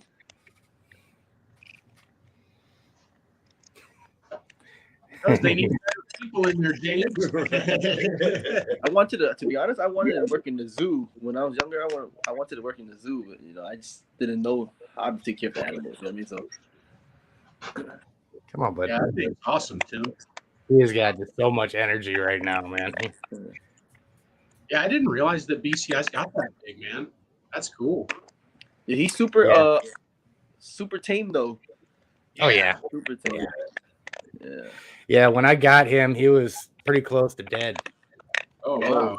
What? Yeah. You rescued him. Yeah, he was involved in a house fire. Oh my gosh. And by the time I'd gotten to him, their power had been off for a long time. They were doing their best with him, but they just couldn't. But really, Shit, you got him back to good, good condition. He don't look like he's injured. Yeah. No, he didnidn't get burned. He was just really cold, and he had a really bad respiratory infection. No, he didn't get burned. No, he just don't want to cooperate with me.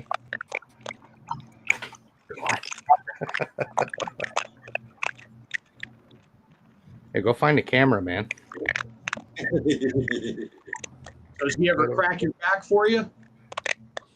No, but my retake has a couple times. Yeah, I actually want to get a BCC because I used to have one back in the day, and like if I got totally loosened up and let her, like she'd end up cracking my back for me. It was so fucking awesome. Yeah, he does really good. These guys, I think pound for pound, they're probably stronger than retics. He has got a really healthy grip on him when he wants to. Another 420, Carlos. What was that? Oh, Carlos, was that? Oh, you guys are still rolling.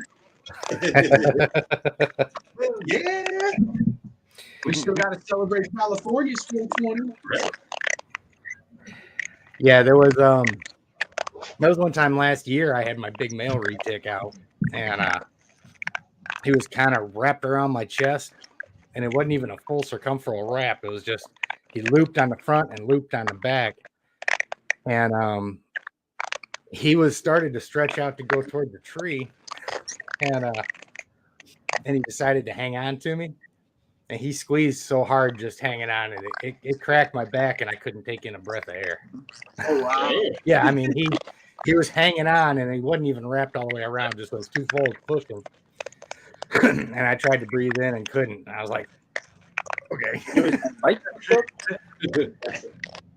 And it wasn't like I was in danger or anything. All I had to do was just guide him down to the ground and let the ground support his weight, and then he loosened up. He was just hanging on, but So kind of similar to if you're on fire, if a retic is squeezing you, you just stop, drop, and maybe not roll, but stop and drop. yeah, it freaks people out when they do that. But they like to try and climb and they try and get up high. So if they start squeezing you, kind of move to a place where it's flat and let them get down on the ground, and they'll more often than not loosen up. Yeah, and just imagine. Is it better now? Sudden moves, you're gonna fucking oh shit. Yeah, right. Oh, let's go. Yeah. So do you usually make when you're handling like your retic and like the ones that are really big? Say that again. You usually make sure like someone is with you to assist you or anything with the bigger snakes. Yeah. Yeah. Because it's just the weight alone, man. Like That's I know my animals really well. I can read their behavior and how they're going to act. So I don't worry as much as I probably should sometimes. You should never anything that's over 10, 12 feet, man, you should never handle by yourself. Yeah, things can happen. But I think all of us that keep these animals at some point or another was, I got to get this enclosure clean. So, How heavy is a full-grown retic, like a female? Biggest one I've ever worked with was 22 feet and over 200 pounds. Damn, God, damn, shit. Yeah, Too much. Shit, that's heavier than that's shit. You need 3 people for that. Experience, man. When you get an animal that's that big and that powerful, and you're trying to work with it, it's not as hard as you would think. I mean, you can guide them. If it's pretty well specialized snake, you can guide it pretty easily. Like my male retic, 16 feet and between 70 and 80 pounds now. And when I work with him, I guide the first 6 feet of his body where I want him to go. Most of the time, he's cool with that. Oh, okay. Yeah. And then he just, like when I put him back in his enclosure when we're coming in from outside or something, I'll put his head in there. And most of the time, he'll go right in. If he decides he doesn't want to go in, though, it's an automatic, immediate pain in the ass.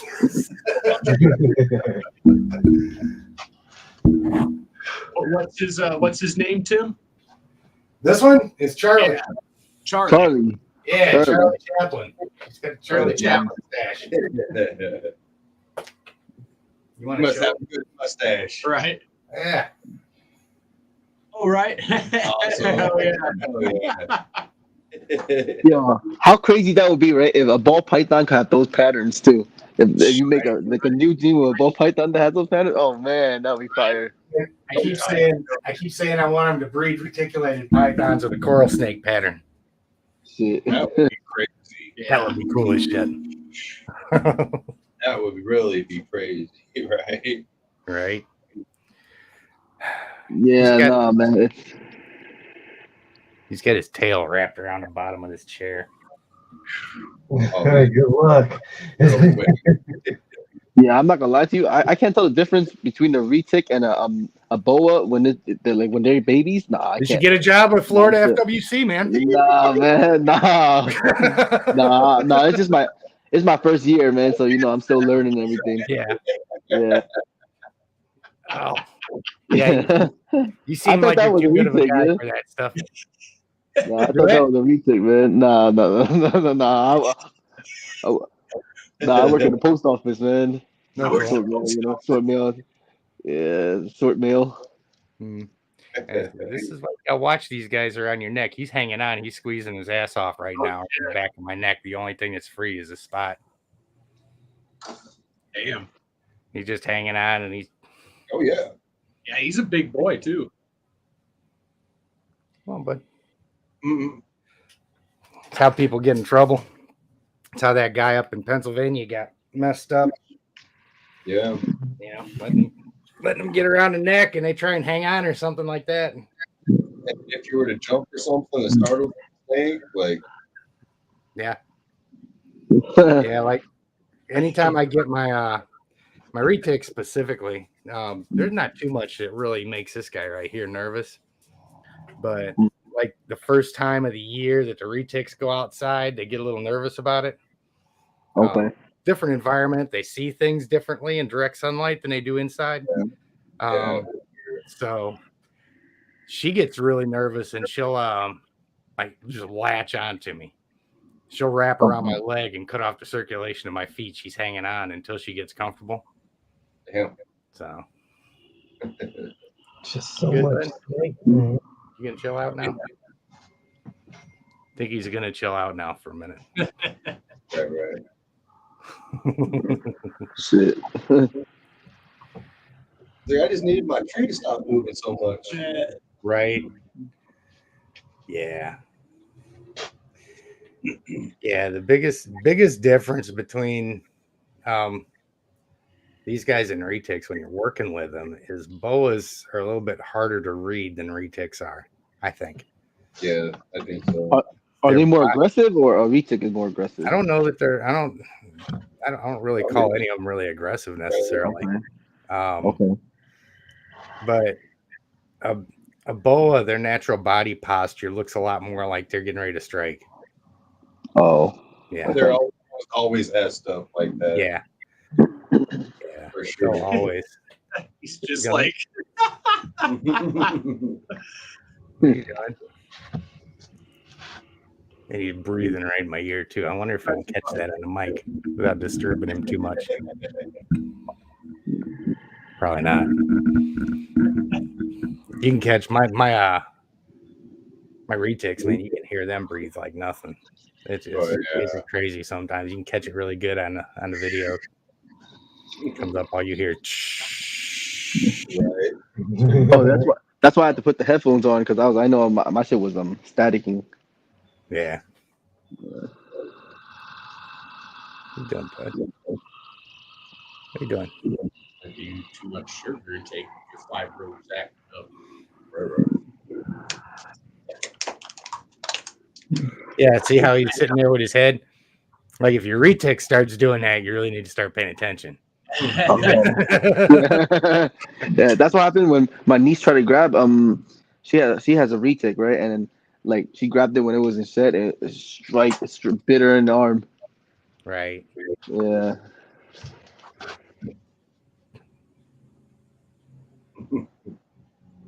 It's a big snake, man.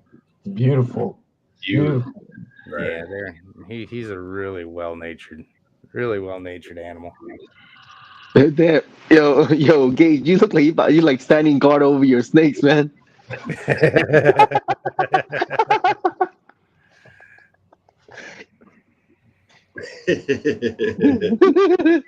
at that, Gage. Yeah. Watching.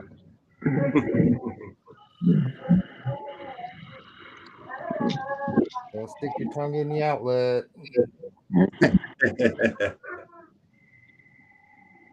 The thing I really had to watch with my retics is bringing them inside around ceiling fans and stuff too. They are mesmerized by those things, man. Oh shit. Yeah, when my female was really young, like 5 feet long or something like that, she would go straight up and just sit there and wobble watching the ceiling fan. He thinks it's an animal, man. Uh-huh.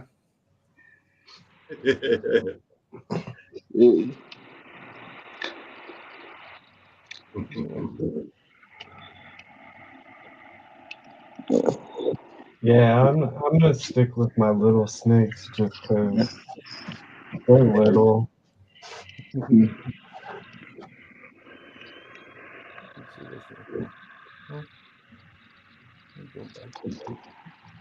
What was our cool? That's a gorgeous animal, man. Hell yeah. Shit, I wish I had a snake that was that chill, man. The moment I put my snakes on my shoulder, they slither away.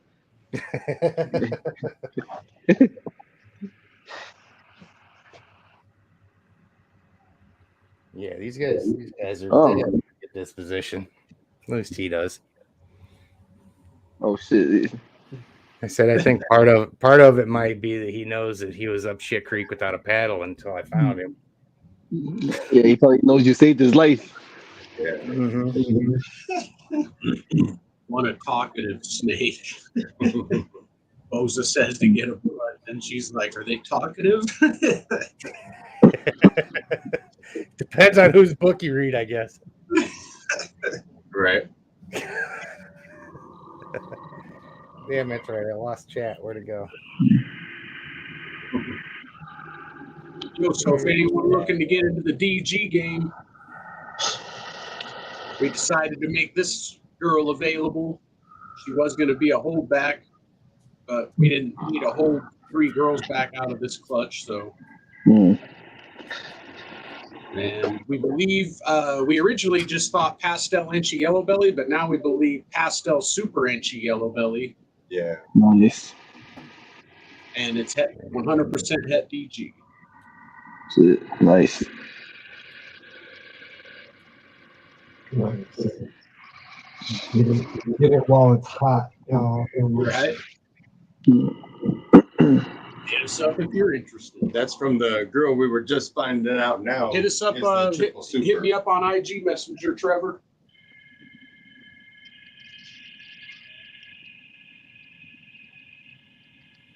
You might work something out with you since how you're going. Right. I know you were talking about coming and getting some other rats and stuff, get some other genetics in your rat colony. So yeah, we are doing really good on our rat breeding right now. So it'd be whenever you want to do that, that'd be. Yeah. He was in winner of that instant add water project. Yeah. So we'll definitely be doing some tank trade. We just got our snake from Bomb, our dinker. Hell yeah! Big shout out to Bomb Projects. He was in the house. What up, Nikita?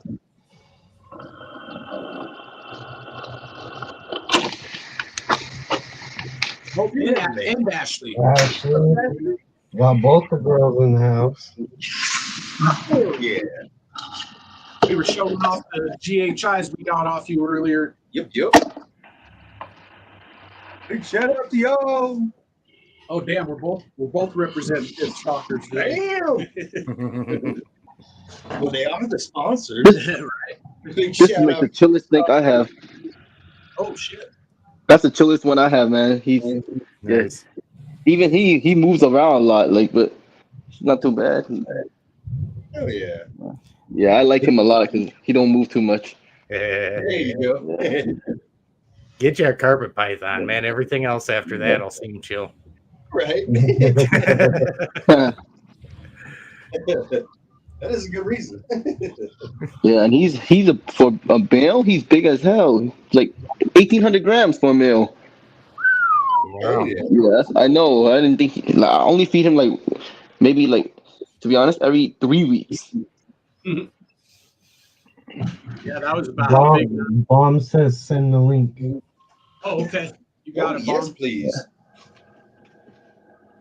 Look at me. Look at he's looking at the camera. Look, he's trying to see what the fuck is this. Look, what the fuck is this? Look at that. Good looking boy. Yo, he's there. Who the fuck are you guys? And the great thing about the big boys is if they go off food for a little while. Yeah. Yeah, man. Shit, he never loses weight. I don't even know if he maybe he got a slow metabolism, but he don't ever lose weight. Yeah, I like him a lot, man. Like he doesn't move too much. Oh yeah, that's a cool head. Like his head stamp. Looks Yeah. Yeah. He got sold to me as an albino fire head clown. Yeah. Yeah. I'm in the building. Hey, what's popping? What's popping? What's up? What's good? What's good? What's going on in here? What's happening? What's going on? What the hell is that, Tim? That's my BCI, man. Jesus Christ, this thing's huge. It's my smallest big snake. Oh, that's the smaller one. Yeah. So how the bigger ones looks. Right. It looks like a cross between a blood python tail and a burn tail. Thanks for reminding me. Actually, I need to get a keyword up here. Oh, right. Probably Pip Stalkers, right? Absolutely. Yeah, he does have a pretty unique tail pattern on him, doesn't he? Yeah. Everybody into Pip Stalkers. Shout out to the sponsor. Shout out to the sponsor. Who's the sponsor today? Pip Stalkers. Pip Stalkers. Pip Stalkers? Okay. All right. What's popping, everybody? What's good, Gage? I'm chilling. How you doing? Oh, man. Dude. Grinding all day, man. You always grinding, man. Every time I see you, you on the move. Oh, how was the show, by the way? How was the show? Oh, what show? Which one? Didn't you have a show you was vending at? Oh, no. We don't vend again until Anaheim Super Show. Yeah, Oh, okay. no. We tried to get into that Arizona show, but they said, no, get out of here. Yeah, it was already packed. We waited too long. Yeah. Just finished cleaning 500 colonies. Now I'm about to feed 300 snakes. Damn. Man. Get it. Yeah, 300 snakes. God, shit. How many rats you need to breed? Shit. How many colonies you got? Shit. 500 colonies. God damn. Shit. If you're in Southern Cal and you need feeders, hit me up. Absolutely. What do you sell your feeders for, KG? Hit me up. We don't discuss prices online. Right. No worries, man. Hey, better than anybody. That's all you need to know. Anybody. Yeah. Quality. You want that quality? We got it. Right. Got those desert field mice on deck. Oh, you know them colossal mice. You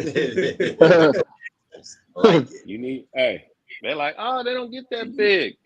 Piper, you need to get the hell out of here. That's 120 grams right there. Go. Whoa, god damn. Go. Shit, 120 grams. Go. Was that a mouse or? That's a colossal mouse. Now, Shit, damn. Heavier than a rat. Who needs it?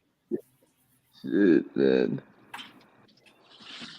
My girlfriend's miniature pincher just walked in the room. Uh-oh.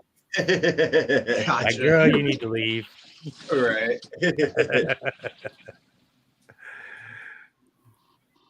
Forgot about closing the door when I came in here because she's been over there sleeping all day. Psst, go. Oh, I know why he's sniffing around now. He's trying to look for the females.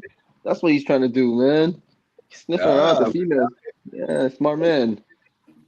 Right. That's my man. Smart man. Shit. I don't know what to put him with. That's the thing. Whoa. Hold on, buddy. Slow down. Coming in hot. Almost got my face. Better put out the tongs. Hot. Need them chopsticks. Hey, I would use the tweezers, but these rats way too much, man. Gotcha. I need the tongs. These things get away. Oh, she done blew this cage out. Wait, man. Jesus. Hey. Good Lord. Good Lord. Good Lord. God damn. Man. need that hand. Oh, They're hungry, man. Shit. Man, hey, they can smell that food in here. They on 10 right now. And they only get fed every other week, so. Oh, okay. They really on 10. Right, I'm sure.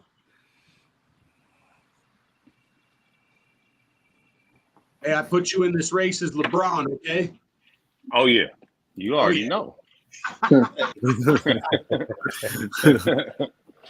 Hey, you saw LeBron yesterday. You saw the GOAT. Hell yeah. No.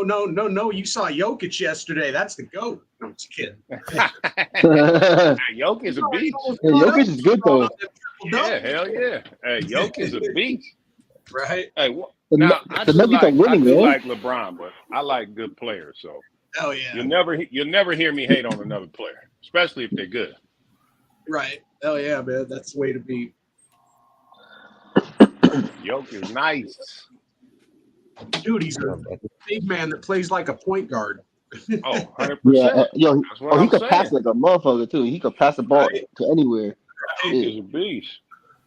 Yeah, and he could shoot. Hey. Shoot. That's Hey, I'll say this. I'll get rid of AD. Give me Yoke. yeah. Hey, I think Jokic definitely could shoot better than AD. Man, he can stay healthier better than AD. Yeah, right. Yeah, Davis is getting old though. Davis getting paid a lot of money, man.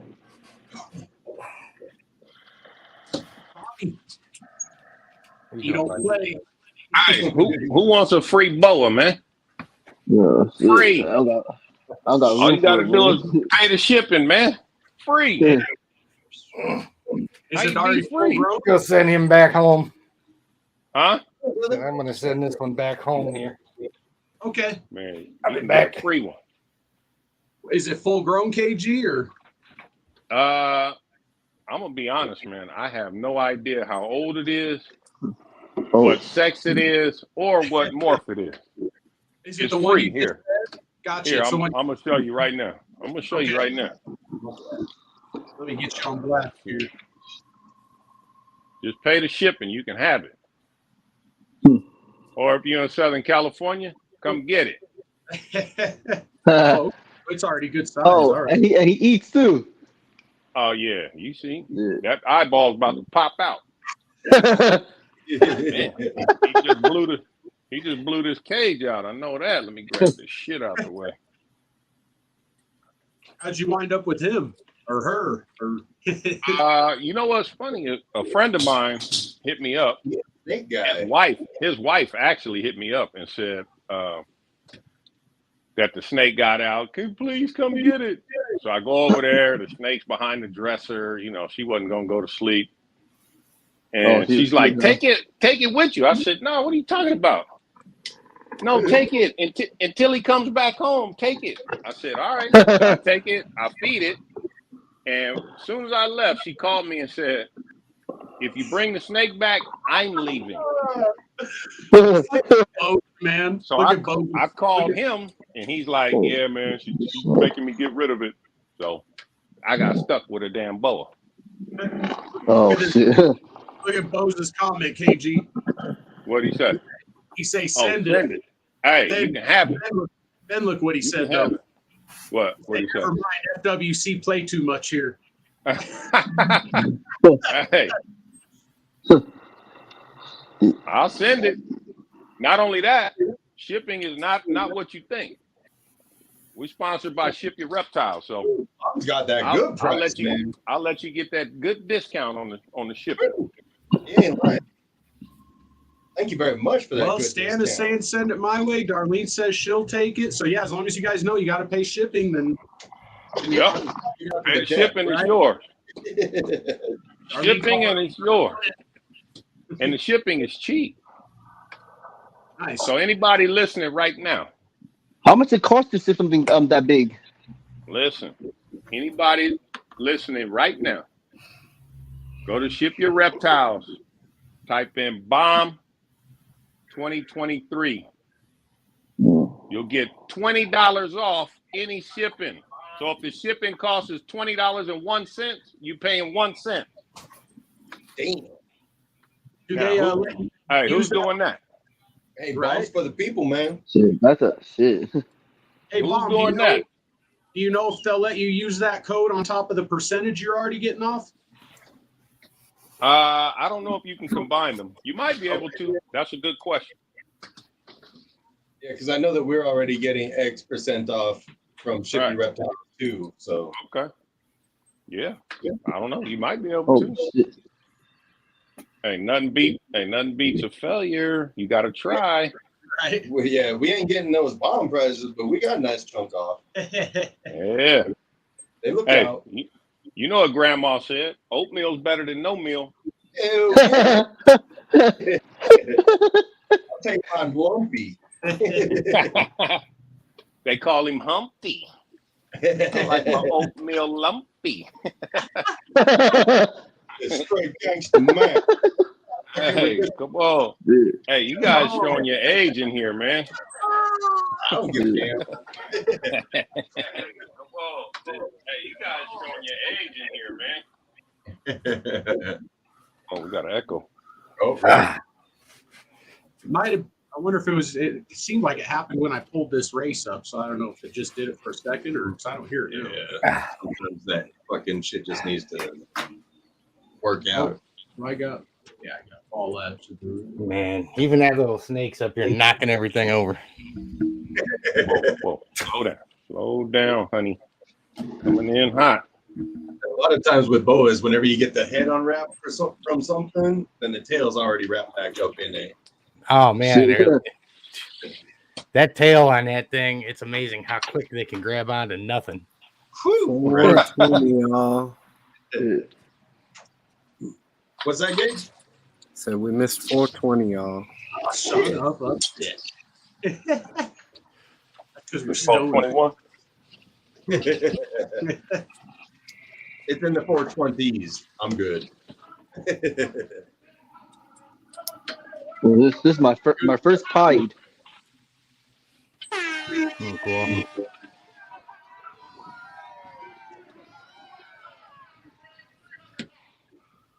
Man, this dude is. You hear this guy on the side? Hey, He's having an argument with himself. I'm having flashbacks of deployment. Sheesh. That dude is. He's mad at somebody. I don't know who. Intended. I would feel bad for veterans on 4th of July, man. It's like, For who? because of them, we get to go through this, and then like they're getting traumatized the whole time with all these loud ass noises and shit. Like, Oh yeah. better. 4th of July is just boring for me. Right? Well, big time. It's like, oh, pretty little firecracker. Hold Yeah. on. Coming in hot. There you go. Take that. Tim's like, I blew up the first. We did a New Year's Eve show for New Year's 2003, 2004 in Sinjar, where I saved up about 2 months worth of artillery shells and everything. We blew about 2,000 pounds of that shit at once. Damn. God Wow. damn. Yeah. It was a great little show, man. I had a 100-meter wall of fire with dead cord and diesel fuel. And then I had 3 55-gallon drums of diesel I boosted with C4 for the second shot. A massive fireball. And then How the long last it shot lasted for? went off, All that. and we blew out 75% of the windows on camp with the last one. God damn. You guys know how to play, right? It was great, man. I got a video later on here somewhere. One of my guys gave me that he was up in the Humvee behind where we were setting it off, and when the last shot went off, it blew him out the back of the truck. Damn. All you see is the camera go flying.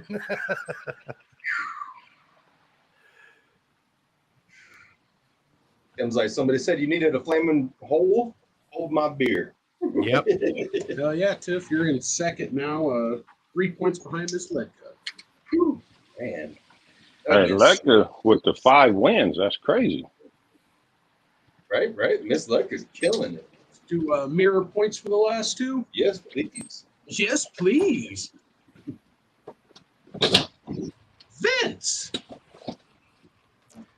The only thing they never let me do is there was an old abandoned water tower, and I wanted to climb up on top of it and just drop a demo in and blow it up. They wouldn't let me. Party poopers. I know. Can't destroy infrastructure. Like, why? All right, it's a desert. There's no friggin' water out here anyway. What the hell are they gonna use the water tower for? Destroy the this. nation.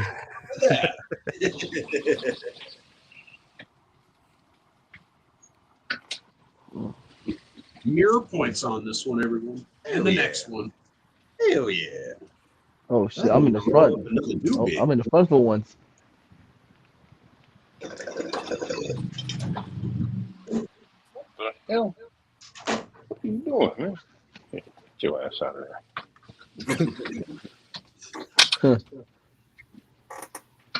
That's not tripping. Man, Get on in there and get gobbled up. Oh, I was starting to fall. Michael just fell out. Right. His camel must have broke a leg. Right. Right. Kind of looks like me last time I tried running. It is Watch someone come out of nowhere. Watch what? Maybe he's trying to get that last. Oh, Ashley. Oh, and Nikita in second. That's funny. Ashley and Nikita. That's awesome. And then Stan. That's a solid top three right there. I tell you what. Ooh, Stan's up to 17 now. He's tied with Tiff. Damn. Stan's been quietly kicking ass too. Right? Taking them second and third places. Right? He's got like that's his 6th race he's placed in. Damn. Hell yeah. Oh, my dog's going nuts over something. Right. That's the 6th race Tiff is placed in too. She just took the lead. She had last place, so she added 5. She's at 22. Okay, thanks, bro. Probably nothing. Probably neighbor across the street. James, you're on the board with 3. Oh, nice. Hey. And Ledka up to 9. One more race. Last race, everyone. Good luck. Last race is worth everything to the winner. Winner take all. Oh.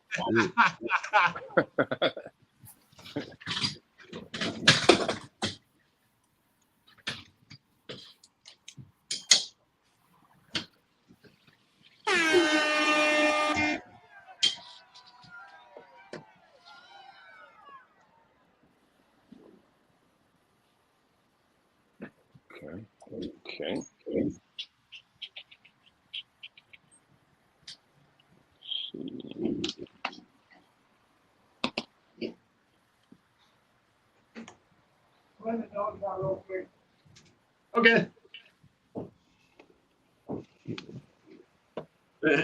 Tiff's like, oh my God. Yeah. Tiff got 22. Miss Ledka got 20. Stan and... Or no, that's right. He was tied, but it's not anymore. So Stan's got 17. And that's your top 3 there. Nearest to them, I think, is Tim Intrepid with 11. Oh, this boy about to shed.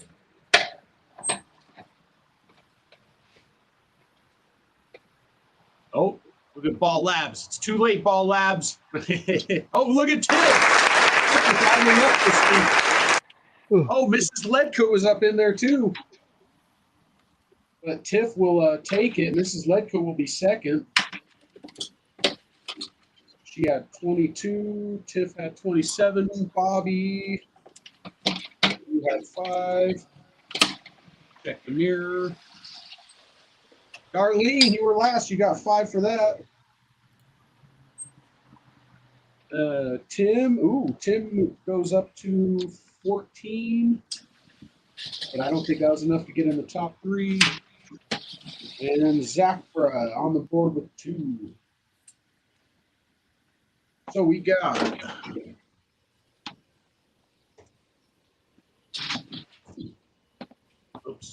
wrong one off.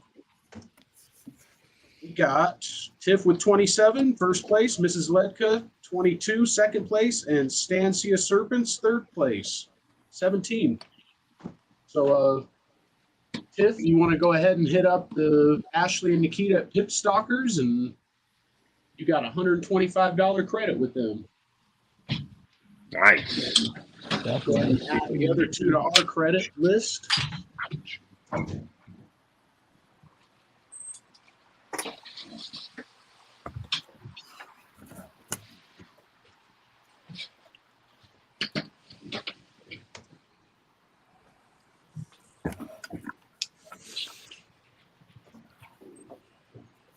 So this is Ledka. Was I combining them?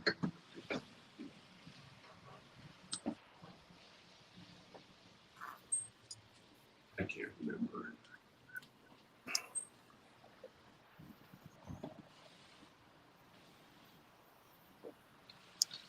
This Ledka with the 50. Missed it. I missed it. Who won? Who won? Tiff won. Hell yeah. Congratulations, Tiff. And then Mrs. Ledka got second, and Stan got third. Hell yeah. So Tiff and Stan got 2 of the 3 spots. Nice. Hell yeah.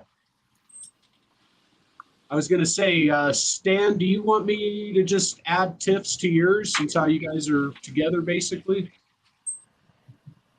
And did you add the ones from last week? Oh, you know what? I do need to add those. I made a note somewhere. Yeah, that's why I was trying to find that other book. That's what I was saying. We owe those. We can go back and watch it if anything. Yeah, that's true. I can always go back and watch it. That's true. That's right. These things are recorded. Oh, yeah. So see if like you were saying, though, I'm pretty sure it was 3 different girls. how about it, Tiff? You want me to give you your own credit here, or do you want me to add it to Sea of Serpents?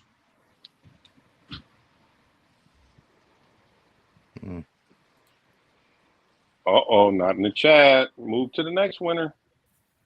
Oh, my bad. Hey, we'll catch you later, Ken. The scene Ken was taking off the comments. Oh, gotcha. Have a good afternoon, brother. Have a good one. Oh, yeah, Bobby, shout out to all the sponsors. Big shout out. Well, sponsor, I should say. And all the people who have been sponsors. Right. We still think about you, too. Big shout out to Pip Stalkers. Cool. Yeah, if you guys want to, one of these weekends, man, I can set up down in the reptile room and get your retics out. Oh, that'd be sick, dope, man. Yeah, that would be crazy. I can't guarantee getting Niles out. I might pull him out for a second, just long enough to say, look, and then I'll go spray myself down with Listerine and Band-Aids and shit. Is he that mean? No, he's just that big. Oh. Even when he's trying to be cool, he anytime I pick him up and carry him anywhere, if he tries walking at all, man, them claws will just slice you right open. Oh, okay. Yeah. I thought you were talking about a retic. You talking about a monitor? No, I was talking about my Nile monitor. Oh shit. Yeah, he's 6 feet long and he can be pretty energetic sometimes. Nile monitors get that big? He's gonna get bigger too. He's probably gonna put on. I don't know if he's gonna get a lot bigger, but I know he's gonna put on a little bit of weight. Yeah, I didn't know they get that big. That's crazy. And 4 handfuls of daggers. That's why he's going to be doused in Listerine afterwards and bandaged. Oh man, when I'm really working with him and I've got him outside and we're all over the yard and I'm carrying him and stuff like that, if he gets a lot of energy, oh man, I'm sure. Man, I'm ripped open. Woo. Especially when I was doing the medical examiner stuff and I was working around cops and medical staff all the time. I'd come in there with my arms all sliced up and everybody's looking at me like, I know they look at you like, talk to somebody? Yeah, okay? exactly. Like, what the fuck? Grief counselor? I had an iguana and I had to pull out my phone and show them pictures and shit. Say, no, I monitor lizards. Oh, I'm not cutting myself. Yo, Yeah. KG, I hope that special stranger clown you have proves that Desert Ghost, man. Shit, I want to see Yeah, I want to see how a special stranger DG clown man. looks. That would be crazy. Yeah, I can't wait.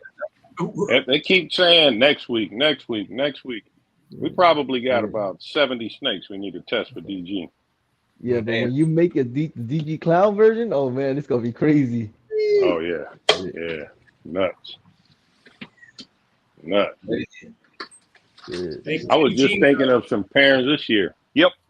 Darlene says that Baud would be awesome as an educational program animal in her rescue. No, she really wants. No, it wouldn't. No, she can have it, but that thing mean, man. Really? Yeah. I wouldn't let nobody hold it. Really? Unless you. Hey, I don't know, man. Maybe it just bit me. Tried to hold him? You saw the way you threw that rat in there, right? Hey, I took him out. I was like, oh, he's cool. I was, walking around holding him, and he just turned and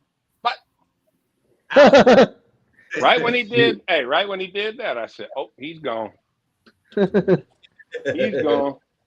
Oh, I was thinking about keeping him. I was like, nope. You're right. Hey, Bobby was asking if when I take my snakes outside, if I let them down in the yard.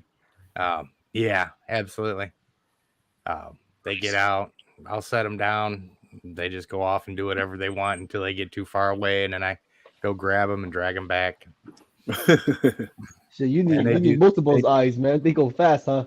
It's not really that bad. My male retic is the squirreliest one.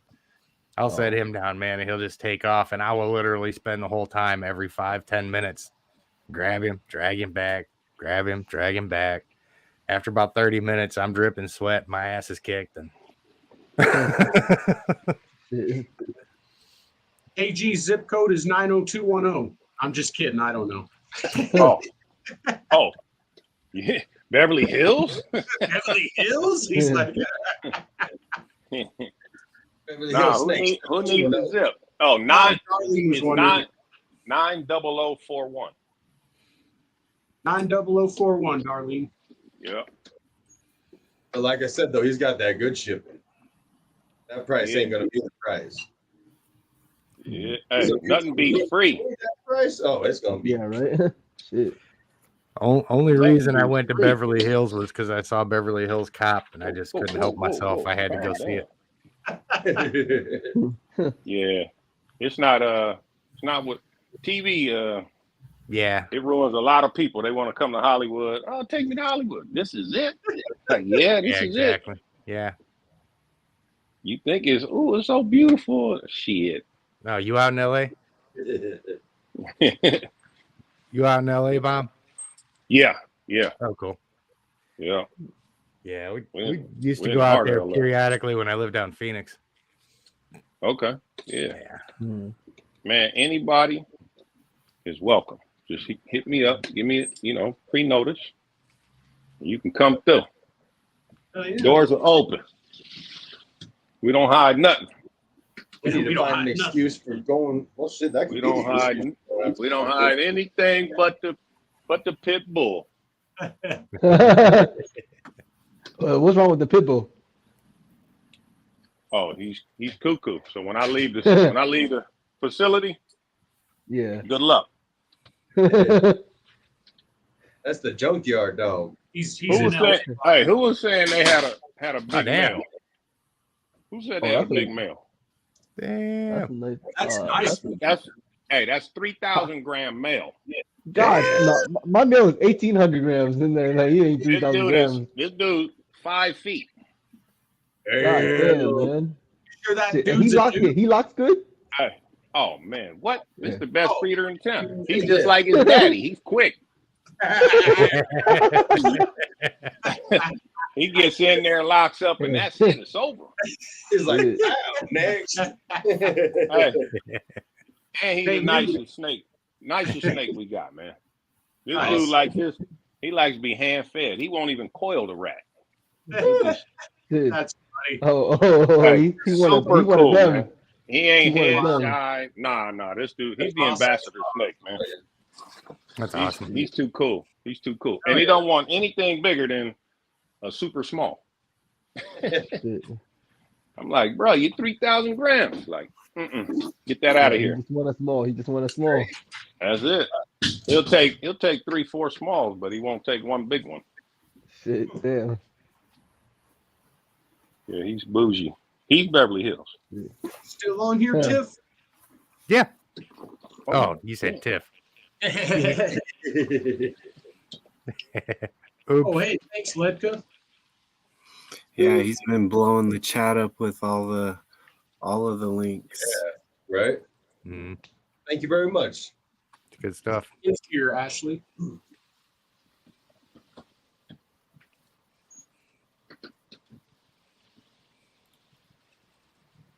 Yeah, they I think it was Stan that won Big D's credit because he was saying something in the messenger that he hit him up last week for it. Man, she's going nuts again. There's a person out there fucking weeding their front yard.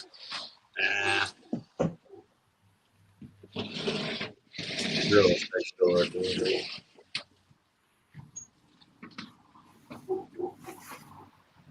Well, I'm probably going to take off here anyway. Oh, shit. Figure, but, Okay. You locked. Oh, what you got locked? Hey, I forgot to mark that. Shit, I'm about to throw a rat in there. It's a hypopide to a double head hypopide. Nothing special. Nice. Oh, hey, still a double recessive, man. You know what I mean? Hey, you know me. I'm team hypo. Yeah, you'll never hear me say anything bad about hypo. Yeah, you can't go wrong with hypo. No, it ages better. I'm telling you. Yeah. I'm sold on that fact. Ashley, it's a Sea of Serpents, I believe. Oh, Fred and AJ. That's what I meant to tell y'all. Yes, sir. Hold on. Might show it. Let me go see if they're still locked. Hold on. It's your project. Uh-oh. Must be talking about that LC Black Magic. How did you guess? Oh, no, they're not locked anymore. Because I'm always drooling over that shit. Yeah, they're not locked anymore. Okay, here, I'll just show them both. And this female, she's a 2019, but she hasn't been eating. So I said, you know what? Let me just pair, see if she'll lock, and then that might trigger some action. So I'm gonna show. This is the Fred and AJ pairing right here. Oof. Let me turn this camera around. Guess I should have given. What are all these new camera settings, man? Back telephoto, all kind of crazy shit. All right. Oh, that's a nice ass snake. Oh, the black one? What's that? See Black Magic. Oh, what the fuck? Oh, what? That's what I'm saying, James. That's what I'm saying. Shit. So you got what's Ultramel Pied, head hypo to the Super LC Black Magic. Test everything, triple heads. Bro. That's the darkest snake you can get in a ball python. Yeah, but how do you make the Black Magic though? You got to DM me. You got to DM me. This is a G14 classified right here. No, the whites on the bottom and then the black. Like, shit, it's like two different snakes, man. Shit. It's like trying to be black all the way through. Ridiculous. Wait, hold on. I'm gonna show you what it looks like in the sun. The iridescence on this is unbelievable. Let me put this guy back where he belongs. Oh, it's crazy. Hold on. I want y'all to really appreciate the beauty of this thing. I can't wait to see this. You've been to Earl's, right, KG? Oh, yeah. Oh, man. Yo, show the sides, though. Show the white part, the sides. No, I'm trying to see the sides. Damn. Yeah. God damn. Crazy. That looks like a confusion belly, but with white, like super white, and then the. What the? Damn. Amazing snake. Yeah, that's beautiful. Have you seen him lock yet? Yeah, they were locked earlier. Nice. Oh, yeah. Awesome. Dude. Ridiculous. Ooh, look at that head. It's like darker than blackhead almost. That's Oh, that's nice. Yeah. So damn good. Can't Damn, wait bro. to start working that. That's Oh, super. we're gonna start releasing some of that this year. We got it in Ultramel, Pied, and Clown. Good Lord. And I can tell y'all now, it won't be cheap. So I'm sure. I'm sure, yeah. Start it's saving like, your pennies now, people. it Yeah, won't be cheap.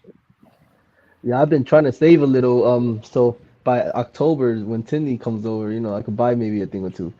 We're trying to vend Tinley, so if we can get a table, we'll be there. Damn, hell yeah, Paul. Yeah. We should have some quad hats available by that time. Okay. Some Inchy Orange Dream. Yeah. Quad hat, DG Ultramel Clown Pie. Wow. God damn. Shit. Yeah, I need to get Ultramel in my collection too. That's why I need Ultramel. Yeah, Ultramel with the dark jeans are crazy. Yeah. You had those dark jeans in there? Nuts.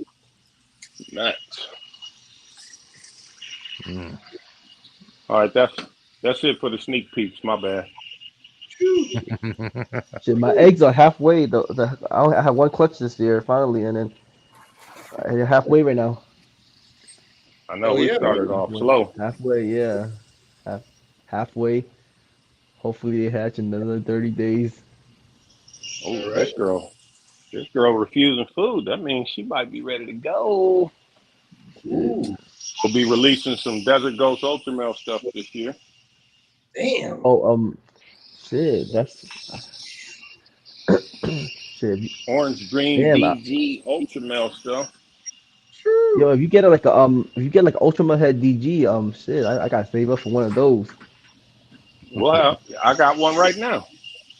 How much are you trying to like? Is it a boy or girl though? Don't talk prices. All right. Don't worry, it'll be a good deal. Just hit me on the DM. I'll message you. Yeah, shit. Yeah. I gotta save up some money. Hit me in the DM. Yeah, because that fit right into my projects too, like Ultramel Head DG. Shit. Oh yeah, man. Yeah. I'm kind of glad I ran out of room for reptiles. Put the dark jeans with the Ultramel. You'll thank me later. Yeah. Right? Yeah. I definitely agree. Anything dark. Black pastel, blackhead, cinnamon, mahogany, stranger, chocolate. Any of those. You can't go wrong. Promise. Yo, that's why I picked up a mahogany combo head clown recently to make some dark stuff. Yeah, mahogany. Oh, speaking of that, that's another one that's about to lay. We got a mahogany clown het pie going to a Batman het pie. Mine's still a baby, but hey, look how dark she is. Where's she at? Oh yeah. They put you on black. I love those dark jeans. Look at that. Yeah. Single form looks like a stranger. Yeah. Shit, crazy. Shit. Yep, it's just a mahogany leopard head clown. That's it. Looks beautiful. Nah, those things are nice. Can't go wrong. What are you doing back there, man? You can't be ready to lay. I haven't even paired you.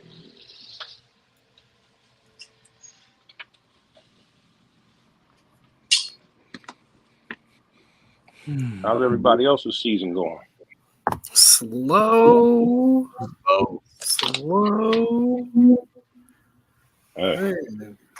You know who won the race? The tortoise. Right? That is Yeah, true. hey. That's true. Yeah. It's because rabbit tastes Long, better. Hey, long as it's going. That's funny as hell. That is funny. Only one reason, because rabbit tastes better. I didn't like turtle soup. That's funny. That is now officially my quote. Don't worry, I'll be reusing that. And all you now, man. I'm on the East Coast, so we got a long ways to go before I ever nobody cross. will call plagiarism. Yeah. Right. Hell yeah. Jesus Christ, man, this tub is filthy. I'm gonna switch you, honey. I can't even take it. Jesus, let me put you over there. You just blew that thing up, man. What the hell? Good Lord. I love it. Mine like to do it first thing in the morning before I go to work. No, all them bomb ass snakes. That's why they're blowing up Man. the enclosure. That one, good Lord. I like when they shed and shit in the shed. Make it easy for them. Come on. This dude just put it everywhere. How do they get it up the sides, man? Good Lord. Dude, it's always super nice when they gift wrap it for you. Man. Put that all the way up the sides. Oh, man. So I think we're going to be killing it at 6 o'clock our time, just so that way we can send everybody over to Glenn. For sure. Yeah, I'm getting ready to Just jump glad off you let here me and get go on for a minute. find me some dinner here in a second. Oh, yeah. My I know I inner got- fat kid is screaming at me. The bastard starts throwing a temper tantrum right about now. You talking about your dog? No, my inner fat kid. Right. Oh. I got it too, brother. I'm hungry now. Hey, when you gotta eat, you gotta eat though. You know what I mean? He's starting to come out and express himself a little bit more these days now. I actually look like I'm possessed. That's funny as hell. Right. Oh man, but yeah, dude, I'll get a hold of you next Sunday. Yeah, if you guys want to, man, I might set up downstairs and bring that'd some of be the big good. snakes and stuff out. Yeah, bring that monitor and big snakes, all Yeah. that. Yeah, I just That'd be can't bring them awesome. upstairs really. I mean, I could, but it wouldn't Nah. be pretty. I don't know. Maybe it would be a good blooper reel or something like that. It'll be good for the lights. How to rearrange your room in less than 30 minutes. Yeah. Well, I mean, to put it in context real quick before I roll out, walked in one day and like a 21 footer had gotten out. Oh no. And had gotten behind the stand-up freezer. It was full, mind you. Got behind that thing. I'm wrangling, trying to get her out. She's trying to get away. She comes around the other side of that thing, and I start getting a hold of her, and she just starts pushing that thing around the floor like it's a feather pillow. It's nothing. Yeah. Just had 3 sides of that thing wrapped up and moved, and that whole thing just starts going like this. Damn. Woo. That's how you learn how to negotiate. You got no choice. You got to play the waiting game then. Okay, I'll wait for you to finish. Like, come on, sweetie. Okay, right. Go.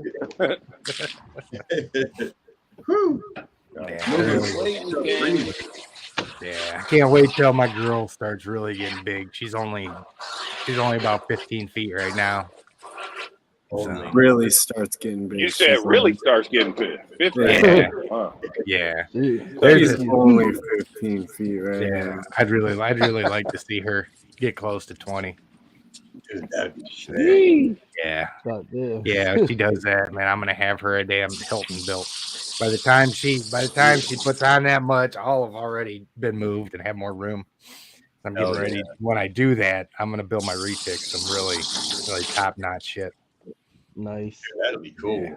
Yeah, at least 12 by 4. Wow. 12 by 4 by 4. Okay. Hell yeah. Yeah. So you could climb and everything, shit. Yeah. Nice. Yeah. And you know the crazy thing about it is, is even in a big enclosure, they'll use it sometimes, but like 70% of the time they're curled up chilling. Yeah. They're waiting for you to open that door. Yeah. People talk about enclosure sizes with retics, man, but if you interact with them a lot, you take them out, you let them get out, exercise and stuff, you know, that's a bulk of their life is spent just chilling anyway. So you can kind of mitigate that stuff. Yeah. Makes sense. Yeah. Only part where people start getting in trouble, man, is snake starts getting bigger and they start getting afraid to take it out.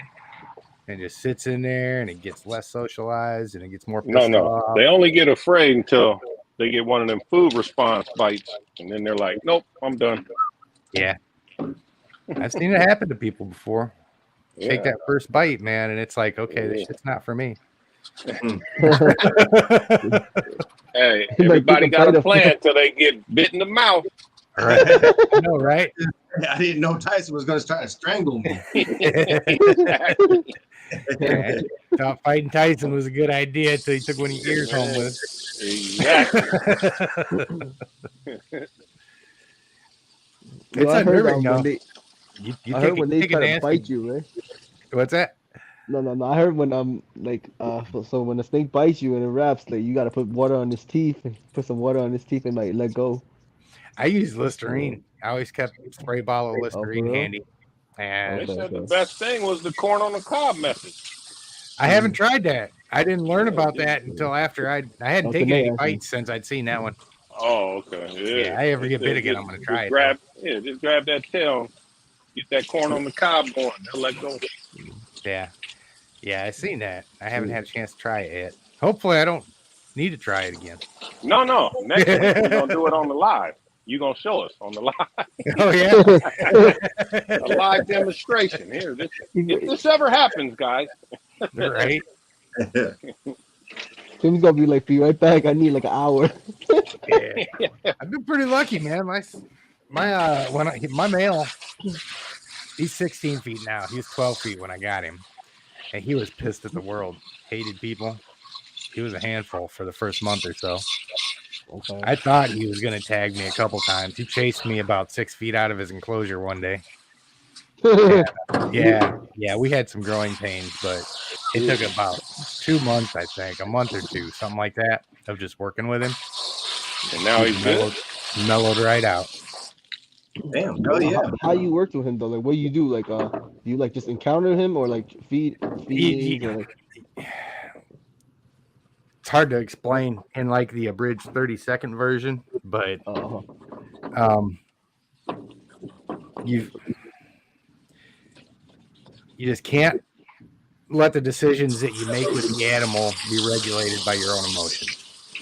Okay. You've got to watch what they're doing, understand what they want as best you can, and not be afraid to do those things. With flea ticks, it's not hard. Like you'll see a lot of people. One thing, I guess, a good example of this, and Tigger does this all the time. I'll here pretty soon, sometime this summer, I'll do a video on this. But when I go into his enclosure, as soon as I open up the door, most of the time he tries to scare me away because he's sitting there. He doesn't want to be messed with. I open up the door, his tongue stops moving. He gets the boa neck and he just stares at me. And so that's a bluff thing. Yeah. So, for a 16-foot male retic, that's intimidating, Yeah. You think? But you got to understand them. And I just go in and I still approach him. I still hook him over a little bit, just really gently get him moving. And once he starts to loosen up, you just go in and get him, pull him out. Instead of dragging it out. One mistake a lot of people will make is they'll see that body language and they think, man, this snake's going to bite me. Yeah, it's going to. And so they'll go in there with the hook and they'll just be poking and trying to keep poking the snake until it gives a body language that makes them feel comfortable. But in the process, all they're doing is pissing the snake off more and more. Right. And making them more uncomfortable. So when they actually do go in, they've got more problems than they should have had. Right. There's a lot of different. I mean, there's a lot of different nuances and stuff that go into it, and it's kind of hard to all express. It's just a feeling you get, especially once you've had the animals for several years. Every time he tries to scare me out, I just kind of move over and tap him a little bit. As soon as he feels like he's coming out, he runs away from me. Almost every time. And then I just get him like 3 feet behind his head. And then the wrestling match starts. because he's trying to leave. Yeah, he's trying to run away, and I've got to really quickly get in there and grab him and start pulling him out and getting his head out before he gets wrapped around his basking platform and stuff like that. Which can be a challenge sometimes, depending on. Sometimes I got to give up, go to the other side of the enclosure, but it's almost like he makes it a game. You know, okay, it's time to come out. Let's make him work for it. Interesting. Yeah, but once he gets out, man, he is complete chill 2-year-old kid mode, exploring everything. Just That's awesome. Yeah, he's an awesome boy. Hell yeah. Nice. So I think that Jeremy Warple is trying to go right now, trying to be Okay, live. cool. I'm gonna go ahead and try not to step on toes here, you know? All right, all right. Wait, Shut it down. who's going live right now? If you don't mind me asking, who's going live? Jeremy Wolfel. Oh yeah, Jeremy. I know. Yeah, I know him. Yeah, he's cool as hell too. Right. Well, thanks for the invite. Enjoy man. the rest of your Sunday, everybody. Thank you so Thank much you for coming. Absolutely, man. We greatly appreciate it. Hey, It's man. been very informative. Like, yeah, yep. So good. Thank you. Yeah, Super. like I always appreciate the invite, man. You guys always want some filler or something. Like I said, next weekend I'll try and get my bigger snakes out. Sweet, brother. Oh yeah. Cool. All right, well I'm gonna roll. I'm gonna go eat. You guys have a good night. All right, guys. Thanks, guys. Be safe. Have a great night, everybody. All right, have a good night. I gotta end this.